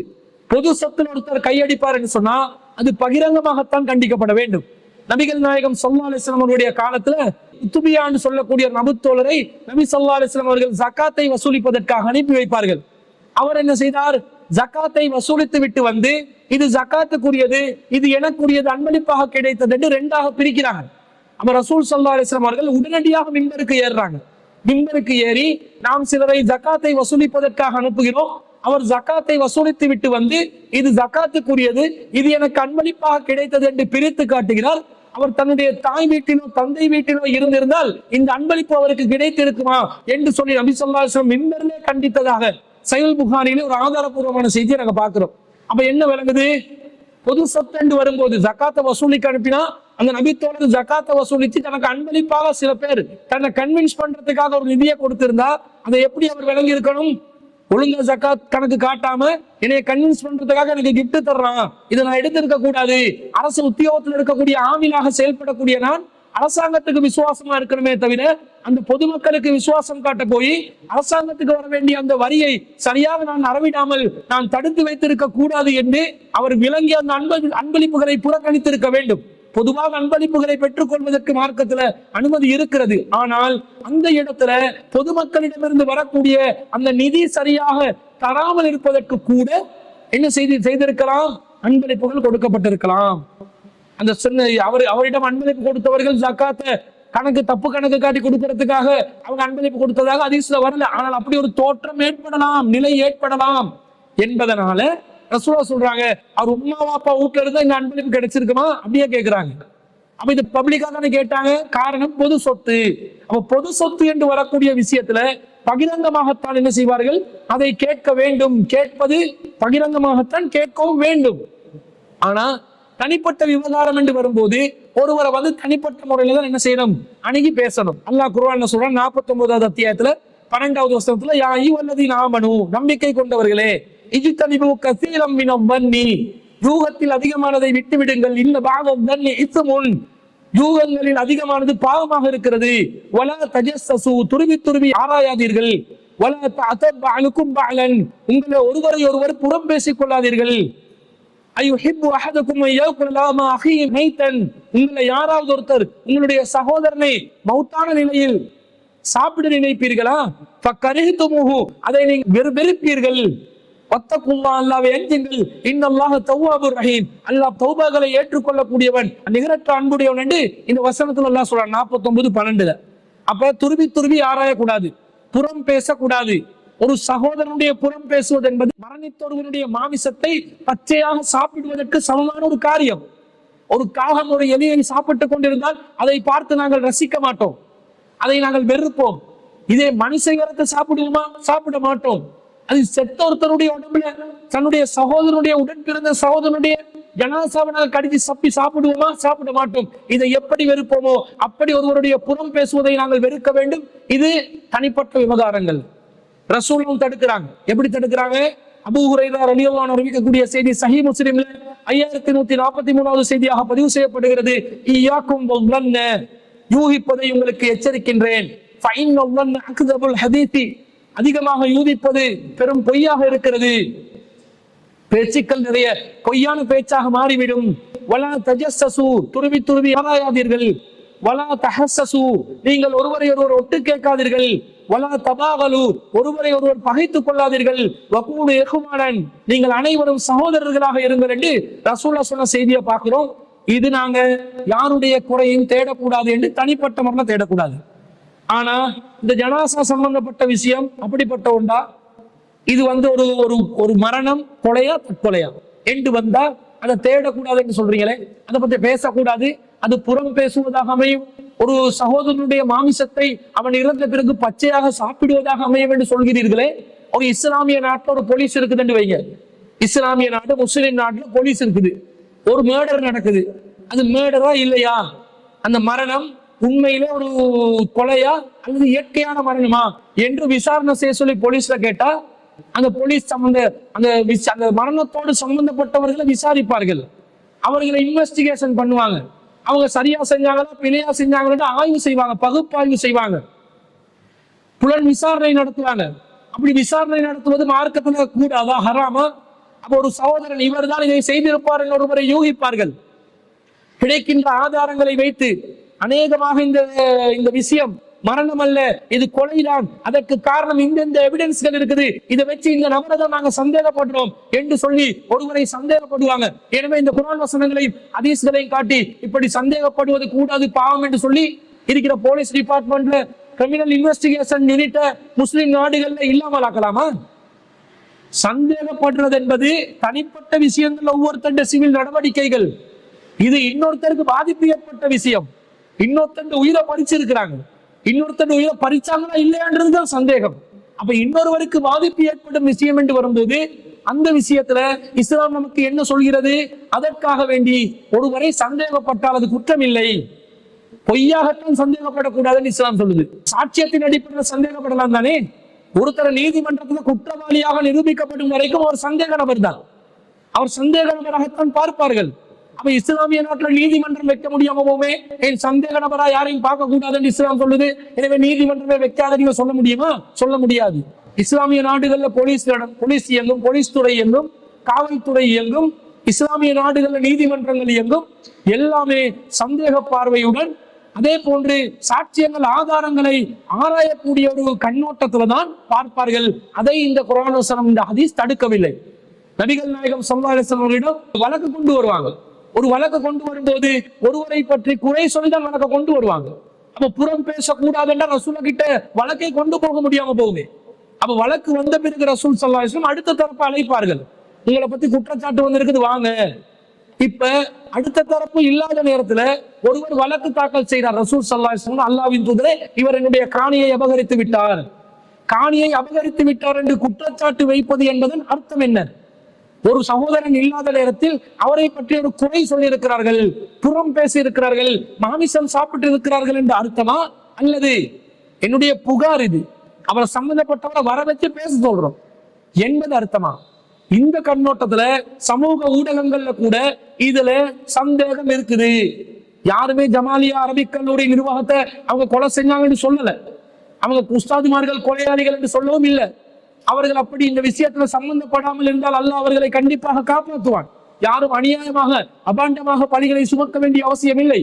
அதே நேரத்துல அந்த ஆதாரங்கள் சாட்சியங்கள் அவர்களுக்கு எதிராக இருந்தால் சந்தேக நபர்களாக விசாரணைக்கு உட்படுத்தப்பட வேண்டுமா இல்லையா? அப்ப அதற்கான ஒரு வாத பிரதிவாதமாக சமூக ஊடகங்கள்ல சில சாட்சியங்களையும் ஆதாரங்களையும் வைத்து சந்தேகத்தை கிளப்புவார்கள் என்று சொன்னா அது ஒரு முஸ்லிம் சகோதரனுடைய மாமிசத்தை சாப்பிடுவதாக வராது. அப்படி நினைக்க கூடாது. அது மார்க்க ஆதாரங்களை சரியாக புரிந்து கொள்ளாத நிலையில் சிலர் சொல்லக்கூடிய ஒரு காரணமாக இருப்பதை நாங்கள் விளங்கிக் கொள்கிறோம். எனவே அன்பிற்குரியவர்களே, ஒரு விஷயத்துல ஒரு தவறு நடந்தால் அந்த தவறை பகிரங்கப்படுத்துவது என்பது தனிப்பட்ட ஒருவருடைய தவறாக இருந்தால் அது சம்பந்தப்பட்ட நபருக்கு சொல்லணும். இதுவே பகிரங்கமாக ஒரு சமூகத்துக்கு பாதிக்கக்கூடிய விதத்தில் நடக்கக்கூடிய ஒரு தவறாக இருந்தால் அதை பகிரங்கப்படுத்துவது இஸ்லாம் தடுக்கவில்லை. அத்தகைய ஒரு சந்தேகமான நிலையில் இருக்கக்கூடிய ஒரு விஷயத்துல ஒருவரை சந்தேக நபராகவோ அல்லது அவர் தவறு செய்திருப்பார் என்று பேசுவதோ அல்லது அது விசாரணை கோருவதோ ஒரு சகோதரனுடைய புறம் பேசுவதாக ஆகாது என்பதுதான் இஸ்லாமிய மார்க்கத்தின் தீர்ப்பாக இருக்கிறது என்பதை நாம் விளங்கிக் கொள்ள வேண்டும். அடுத்ததாக இன்னொரு முக்கியமான கேள்வி கேட்கிறாங்க, மதரசாக்களில் மாணவர்களை அடிப்பது சரியா? நபி ஸல்லல்லாஹு அலைஹி வஸல்லம் அவர்கள் எவரையும் அடிக்கவில்லை என்று ஹதீஸ் இருக்கிறது, அது உண்மையா என்று கேட்கிறாங்க. முதலாவதாக, மதரசா மாணவர்கள் இப்படி மாணவர்களை மதரசாக்கள்ல அடிக்கிற மாதிரி ஒரு சிஸ்டம்ல கொண்டு போறாங்களே, இது சரியான்னு கேட்கிறாங்க. இது மதரசா மாணவர்கள்ல மட்டும் இல்ல, எங்கேயுமே இது நடக்கக்கூடாது. ஒருத்தரை தாக்குறதுக்கு பிறர் ஒருவரை தாக்குவதற்கு இலங்கை சட்டம் யாருக்கும் அனுமதி கொடுக்கவில்லை. எப்படி தாக்கலாம்? பாடசாலைகளா இருந்தாலும் சரி, உங்களோட மாணவர்கள் உங்களோட பிள்ளைகளை ஸ்கூல்ல பாடசாலைகள்ல டீச்சர் பிறந்து வச்சு அடிக்கிறாங்களா இருந்தாலும், கையால் அடிக்கிறதாக இருந்தாலும், உடம்புக்கு பிசிக்கலி ஒரு காயத்தை, ஒரு பாதிப்பை, ஒரு நோவினை ஏற்படுத்தக்கூடிய விதத்தில் அல்லது ஒரு கொடுமை செய்யக்கூடிய விதத்தில் ஏதாவது ஒரு காரியத்தில் ஈடுபடுவதாக இருந்தால் கண்டிப்பாக அதற்கு எதிராக சட்ட நடவடிக்கை மேற்கொள்ளலாம். பெற்றோர்களே அப்படி கண்டிக்க கூடாது. தன்னுடைய பிள்ளைகளை அடித்து வளர்க்கக்கூடிய நிலையில் பெற்றோர்களே நடத்தக்கூடாது. அப்ப வெளியில் உள்ளவங்களுக்கு சட்டம் அனுமதிக்குமா? அனுமதிக்காது. பாடசாலைகள் உள்ளவங்க செய்ய முடியாது. டியூஷன் மாஸ்டர்களுக்கு இது செய்ய முடியாது, மதரசா மாணவர்களுக்கு செய்ய முடியாது, மக்தப் மதரசால உள்ள மாணவர்களுக்கு செய்ய முடியாது, அஹதியா மாணவர்களுக்கு செய்ய முடியாது, வெளியில யாருக்கும் யாரையும் தாக்க முடியாது. இதுதான் இலங்கை நாட்டு சட்டம் சொல்கிறது. எப்படி சொல்லுது? சட்ட ரீதியாக இது மிகப்பெரிய ஒரு குழந்தைகளுக்கு எதிரான, மாணவர்கள் மீதான ஒரு வன்முறையாக இதை பார்க்கிறது. சிறுவர் விஷயத்துல மிகவும் பாசத்துடன் நடக்க வேண்டும் என்பதுதான் இந்த இஸ்லாத்தின் அடிப்படையும் சட்டத்தின் அடிப்படையும்.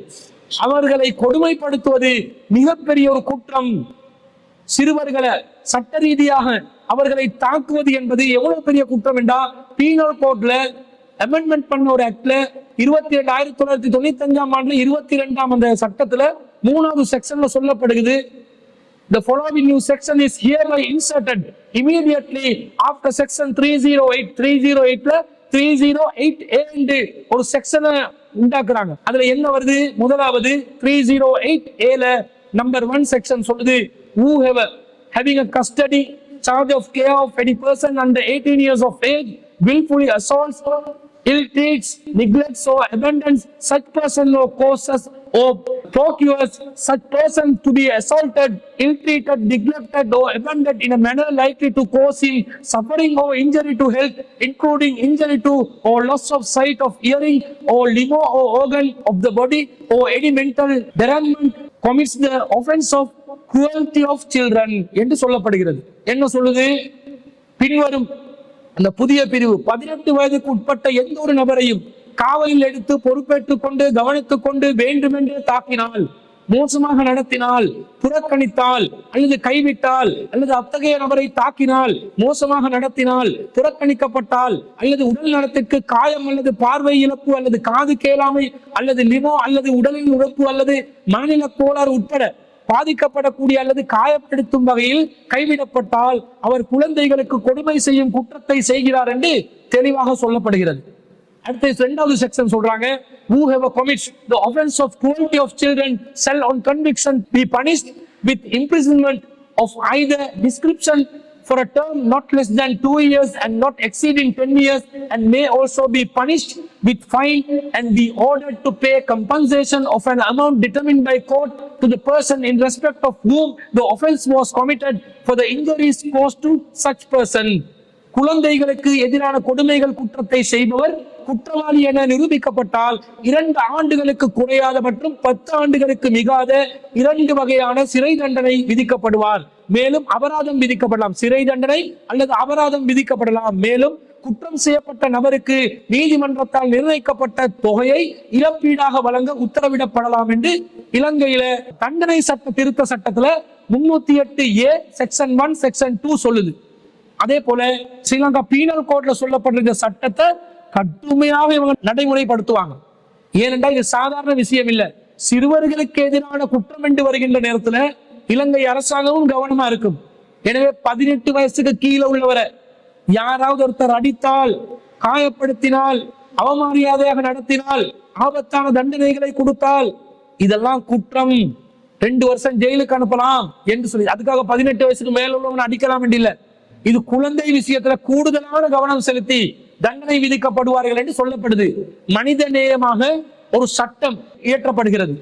ஒரு சட்டமே குர்ஆன் சுன்னாட தெளிவில்லாத மனசாட்சிப்படி செய்யப்பட்ட சட்டத்திலேயே 18 வயசுக்கு கீழே எவனை நீ தாக்கினு சொன்னா உன்னை கடுமையா தண்டிப்ப என்று சொல்லுகிறது என்று சொன்னா இஸ்லாமிய மார்க்கம் சொல்லாதா? கேட்கிறாங்க. ஹதீஸ் இருக்குதா? ரசூல் ஸல்லல்லாஹு அலைஹி வஸல்லம் எவரையும் அடித்ததில்லை என்ற ஹதீஸ் இருக்குதான்னு கேட்கிறாங்க. இது ஹதீஸே இல்லாட்டிலும் நீங்க இயற்கையாகவே புரிந்து கொள்ளலாம். வமா அர்ஸல்னாக இல்லா ரஹ்மத்தல் லில் ஆலமீன். ரசூல் ஸல்லல்லாஹு அலைஹி வஸல்லம் அகிலத்தாருக்கு அருட்கொடையாகவே அனுப்பப்பட்டவர்கள்.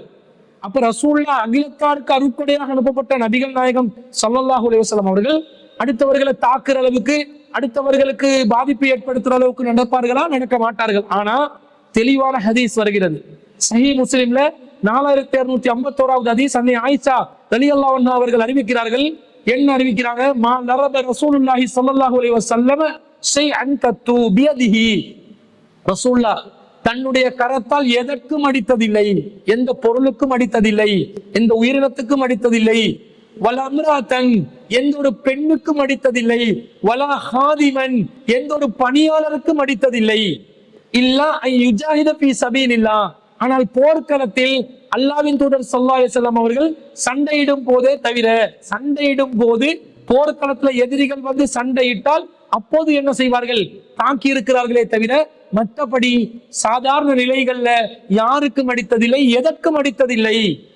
வமா நீல மின்ஹு ஷைஉன் கத்து, ரசூலுல்லாஹ் யாரிடமும் பழி வாங்கியதில்லை.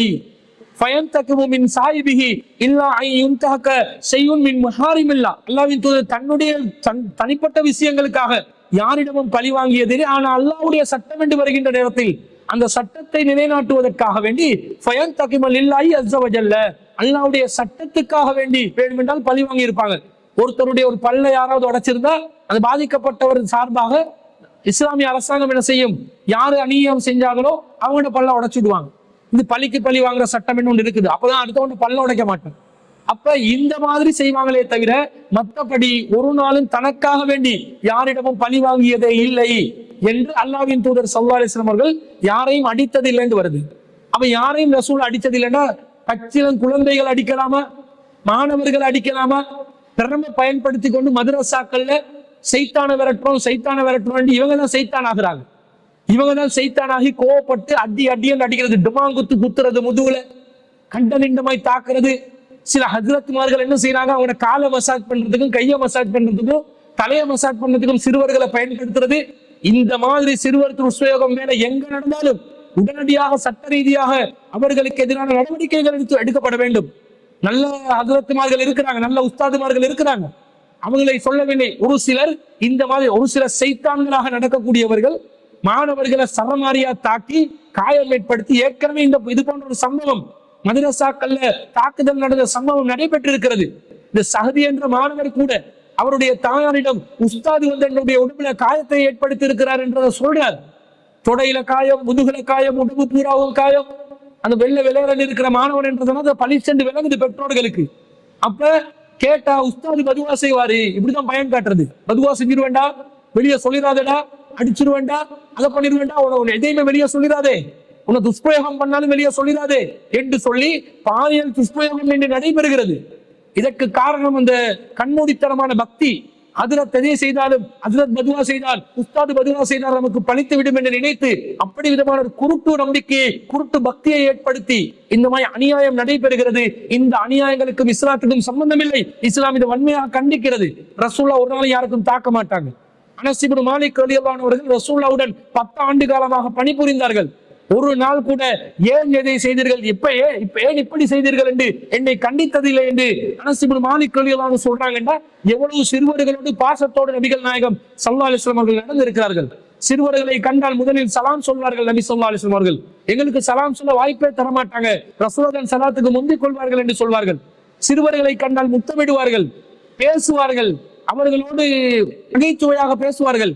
யா உமைர் மா ஃபாஅல நுஐர் என்று கேட்பாங்க. அனஸ் இப்னு மாலிக் ரலியல்லாஹு அன்ஹுடைய இன்னொரு ஒரு சகோதரன் சிறுவன் உமைர் அவர்கள் விளையாடி கொண்டிருந்த நேரத்தில் அவருடைய குருவி இறந்து விட்ட சோகத்துடன் இருக்கிற நேரத்தில் நபி ஸல்லல்லாஹு அலைஹி வஸல்லம் அவர்கள் யா உமைர் மா ஃபாஅல நுஐர், உமைரே உன்னுடைய நுஐருக்கு என்ன ஆனது என்று அப்படி கேட்டவுடைய சோகத்தை அப்படி மறக்கடிக்க செய்யற அளவுக்கு சுகதுக்கம் விசாரிப்பார்கள் என்று நாம் வருகிறது.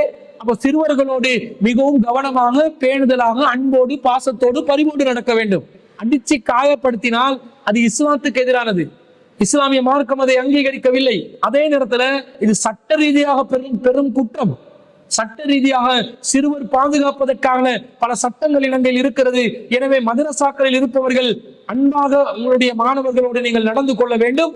அப்படி இல்லாமல் இந்த மாதிரி வன்முறைகளில் ஈடுபட்டால், இப்ப அந்த உஸ்தாதுமார்கள் அடிச்சுதான் சகதிக்கு காயம் ஏற்பட்டுச்சான்னு தெரியல, ஆனா அதனால் அதுல உண்மைத்தன்மை என்னன்றது சரியாக நிரூபிக்கப்பட வேண்டும். ஆனால் அப்படி நடந்திருந்தால், இந்த தற்கொலைக்கு தூண்டுதலாக உஸ்தாதுமார்கள் காரணமாக இருந்திருந்தால், அவரை உடல் ரீதியாக காயத்தை ஏற்படுத்தியதும் மானசீக ரீதியாக பாதிப்புக்கு ஏற்படுத்தியதும் தான் அந்த தற்கொலைக்கு அவர்களுடைய பார்வையை தற்கொலை என்று சொன்னாலும் அதற்கு காரணமாக இருந்திருந்தால் சிறுவர் துஷ்பிரயோகம் செய்த அந்த செக்ஷனுக்கு கீழே அவர்களுக்கு கடுமையான தண்டனைகளை பெற்றுக் கொடுக்க வேண்டும்.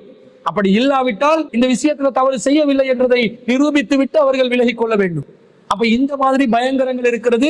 எனவே ரசூலுல்லாஹ் யாருக்கும் அடிக்க மாட்டாங்க, யாரையும் காயப்படுத்த மாட்டாங்க, அன்பா பாசமா நடப்பாங்க. அப்படி வரக்கூடிய ஹதீஸ் சஹீஹான ஹதீஸ் தான், சஹீஹ் முஸ்லிம்ல வரக்கூடிய ஹதீஸ். அதே நேரத்துல யாராவது அதற்கு மாற்றமா நடந்தா மார்க்க ரீதியாக குற்றம். இலங்கையில நடைமுறையில் இருக்கக்கூடிய சட்டத்துக்கும் எதிராக இருக்கிறது என்பதை புரிந்து கொள்ள வேண்டும். அடுத்ததா ஒரு கேள்வி கேட்கிறாங்க.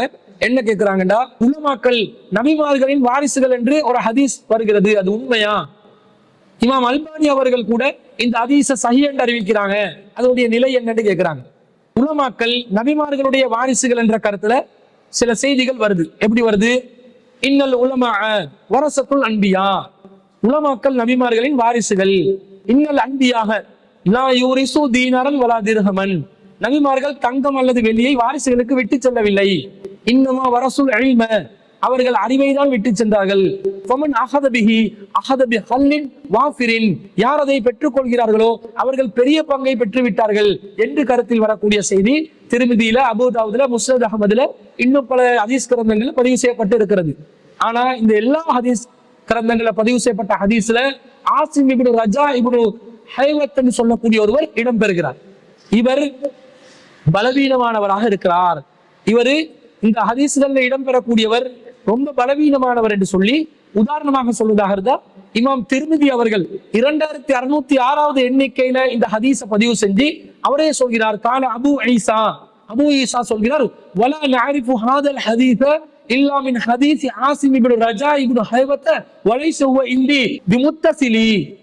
இவர் இந்த செய்திகளுக்கு ஆசிம் இப்னு ரஜா இப்னு ஹைவத் என்பவர் மூலமாக தான் அறிவிக்கப்படுகிறது. அவர் நம்மிடம் தொடர்பு கண்டினியூட்டி உள்ள, அடுத்தவர்களுடன் தொடர்பு ஏற்படுத்தக்கூடிய விதத்தில் உள்ள ஒருவராக நாங்கள் பார்க்கவில்லை. அவர்கள் இஸ்னாத் முற்று பெற்ற, இஸ்னாத் தொடர்பு கம்ப்ளீட்டான ஒருவராக நாங்கள் பார்க்கவில்லை, ஒருவரை விட்டு அறிவிக்கக்கூடியவர் என்ற நிலையில இந்த செய்தி இருக்குது என்று சொல்லி இமாம் திர்மிதி அவர்கள் விமர்சனம் செய்கிறார்கள். அப்ப ஆசிம் இப்னு ரஜா என்றவர் தனக்கு யார் அறிவித்தார் அல்லது தன்னிடமிருந்து யார் அறிவிக்கப்படுகிறார் என்ற அந்த செய்தி தொடர்பு இல்லாத ஒரு சூழ்நிலையில அறிவிக்கக்கூடியதாக இருப்பதனால வரசத்துல் அன்பியா என்று வரக்கூடிய செய்தி பலவீனமான செய்தி. அடுத்தது, இந்த செய்தி சஹீஹானதாக என்று வைத்துக் கொண்டாலும் இந்த செய்தியினுடைய கருத்து என்ன? உலமாக்கள் நபிமார்களுடைய வாரிசுகள் என்றால் அவங்க இல்மதான் மக்களுக்கு கொடுத்துட்டு போகணும், அவங்க சொத்து சுகங்களை இந்த உலகத்துக்கு வச்சுட்டு போக கூடாது. ஏண்டா நபிமார்கள் இல்மதான் வச்சுட்டு போனாங்க, தீனாரையும் திருகமையும் வச்சுட்டு போகலன்னு ஹதீஸ் சொல்லுது. திருகமையும் தீனாரையும் நபிமார்கள் வச்சுட்டு போகாத மாதிரி உலமாக்கள் அந்த ரசூலுல்லாஹ்விடம் இருந்து இல்ம பெற்றுக்கொண்ட மாதிரி, பெரிய பங்கை பெற்றுக்கொண்ட மாதிரி உலமாக்களும் என்ன பண்ணணும், அவங்களும் தீனார் திருகாமை விட்டு செல்லாமல் அறிவைத்தான் அடுத்த சமூகத்துக்கு கொண்டு போகணும். அப்பதான் நீங்க நபிமார்களுடைய அந்த வாரிசை தொடருவீங்க, அந்த பரம்பரையை தொடரலாம். ஆனா இன்றைக்கு இருக்கக்கூடிய உலமாக்கள் எல்லாம் யாரு?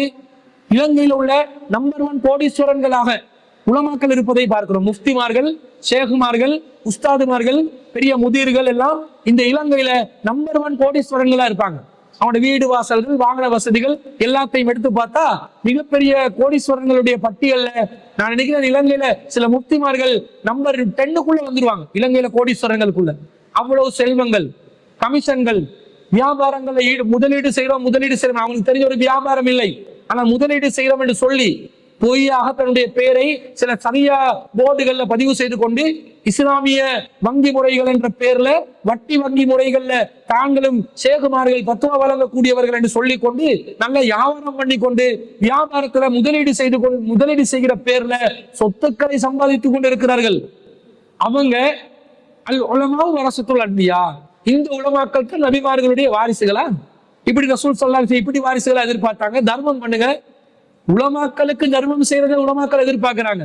எந்த உலமாவாது தன்னுடைய சொந்த சொல்லி அடுத்தவனுக்கு தர்மம் செய்யறானா? யோசிச்சு பாருங்க. எல்லாம் டொனேஷன் வைப்பான், ஃபவுண்டேஷன் வைப்பான், அகாடமி வச்சு கொள்வான், ஆர்கனைசேஷன் வச்சு கொள்வான், அதுக்கு ஃபண்ட் கலெக்ட் பண்ணுவான், அதன் மூலமா சோசியல் சர்வீஸ் செய்வான்.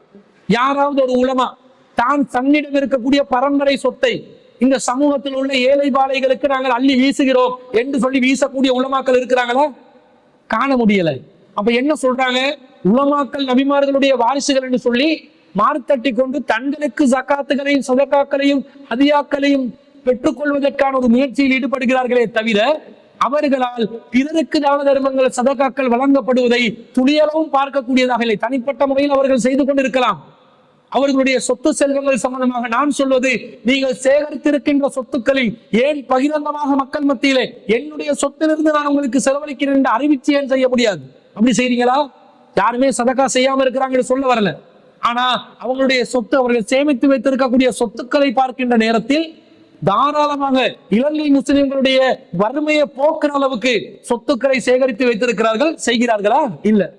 அப்ப இந்த ஹதீஸை வச்சு நீங்க உங்களுக்கு ஜக்காத் வசூல் பண்றதுக்கோ, உங்களுக்கு நீங்க சதகாக்களை வசூல் பண்றதுக்கோ ஒரு ஹதீஸ் இல்ல. இன்னும் சொல்ல போனால் நபி ஸல்லல்லாஹு அலைஹி வஸல்லம் அவர்கள் தனக்கு பிறகு தன்னுடைய வாரிசுகள் யாருமே ஜக்காத்தை எடுத்துக்கொள்ள கூடாதுட்டாங்க. ஃபாத்திமா ரலியல்லாஹு அன்ஹா அவர்கள் ஜக்காத்தை பெற்றுக் கொள்வதற்காக அபூபக்கர் ரலியல்லாஹு அன்ஹு அவர்களிடம் சென்ற நேரத்துல அவங்க சொன்னாங்க, என்ன சொன்னாங்க? நஹ்னு அன்பியா, நாங்கள் நபிமார்கள். ரசூலா சொன்னாங்க, நாங்கள் நபிமார்கள். லா நூரசு, எங்களுக்கு வாரிசுகள் இல்லை. நபிமார்களுக்கு வாரிசுகள் இல்லை என்று சொன்னதுனால உங்களுக்கு உங்களுடைய தந்தையின் சொத்திலிருந்து பங்கு தர முடியாது, அது பொது சொத்துக்கு போச்சு என்று சொன்ன நேரத்துல ஃபாத்திமா ரலியல்லாஹு அன்ஹா அவங்க கோவப்பட்டு அபூபக்கர் ரலியல்லாஹு அன்ஹு அவர்களுக்கு பையத் செய்யாமல், ஆட்சியாளராக ஏற்றுக்கொள்ளாமலே மரணித்தார்கள் என்ற செய்திகளை நாங்க பாக்குறோம். அப்ப நபிமார்களுடைய வாரிசுகளாக உலமாக்கள் நீங்க இருக்கிறீங்கன்னா என்ன அர்த்தம்? நீங்களும் ஜக்காத் பெற்றுக்கொள்ள கூடாது, உங்களுக்கும் வாரிசுரிமை சொத்து சட்டம் செல்லுபடி ஆகாது என்ற கருத்துல தானே வரும். இது உங்களுடைய வசூல் பண்றதுக்கு எதிரான ஒரு ஹதீஸா இருக்குது. ஆனா இந்த ஹதீஸ் சஹீஹானது இல்ல, இது பலவீனமான ஹதீஸ். இதில் அறிவிப்பாளர்ல கோளாறு இருக்குது, தொடர்பு விடுபடுகிறது. தனக்கு அறிவிக்கக்கூடிய அறிவிப்பாளர் விடுபட்ட நிலையில் அறிவிக்கப்படுகின்ற ஒரு செய்தியாக இருக்கிறது. அப்படி இருக்கும் பொழுது இந்த ஹதீஸ் ஆதாரம் காட்டி பொக்கட்டை நினைக்கிறதுக்காக உலமாக்கள் நபிமார்களுடைய வாரிசுகள் என்று பொய்யாக நீங்கள் சொல்லிக் கொண்டிருக்கிறீர்கள். இந்த ஹதீஸும் பலவீனம், இதனுடைய கருத்தும் உங்களுக்கு எதிரானது. நீங்கள் உண்மையான நபிமார்களுடைய வாரிசுகளாக இருந்தால் உங்களுடைய சொத்து செல்வங்களை, திரகங்களை, தீனார்களை நீங்கள் வைத்துக் கொள்ளாமல், தங்கங்களை, வெள்ளிகளை நீங்கள் வைத்துக் கொள்ளாமல், காசுகளை, பச்சை நோட்டை, மஞ்ச நோட்டை நீங்க வச்சுக் கொள்ளாம மக்களுக்கு அள்ளி வீசுக.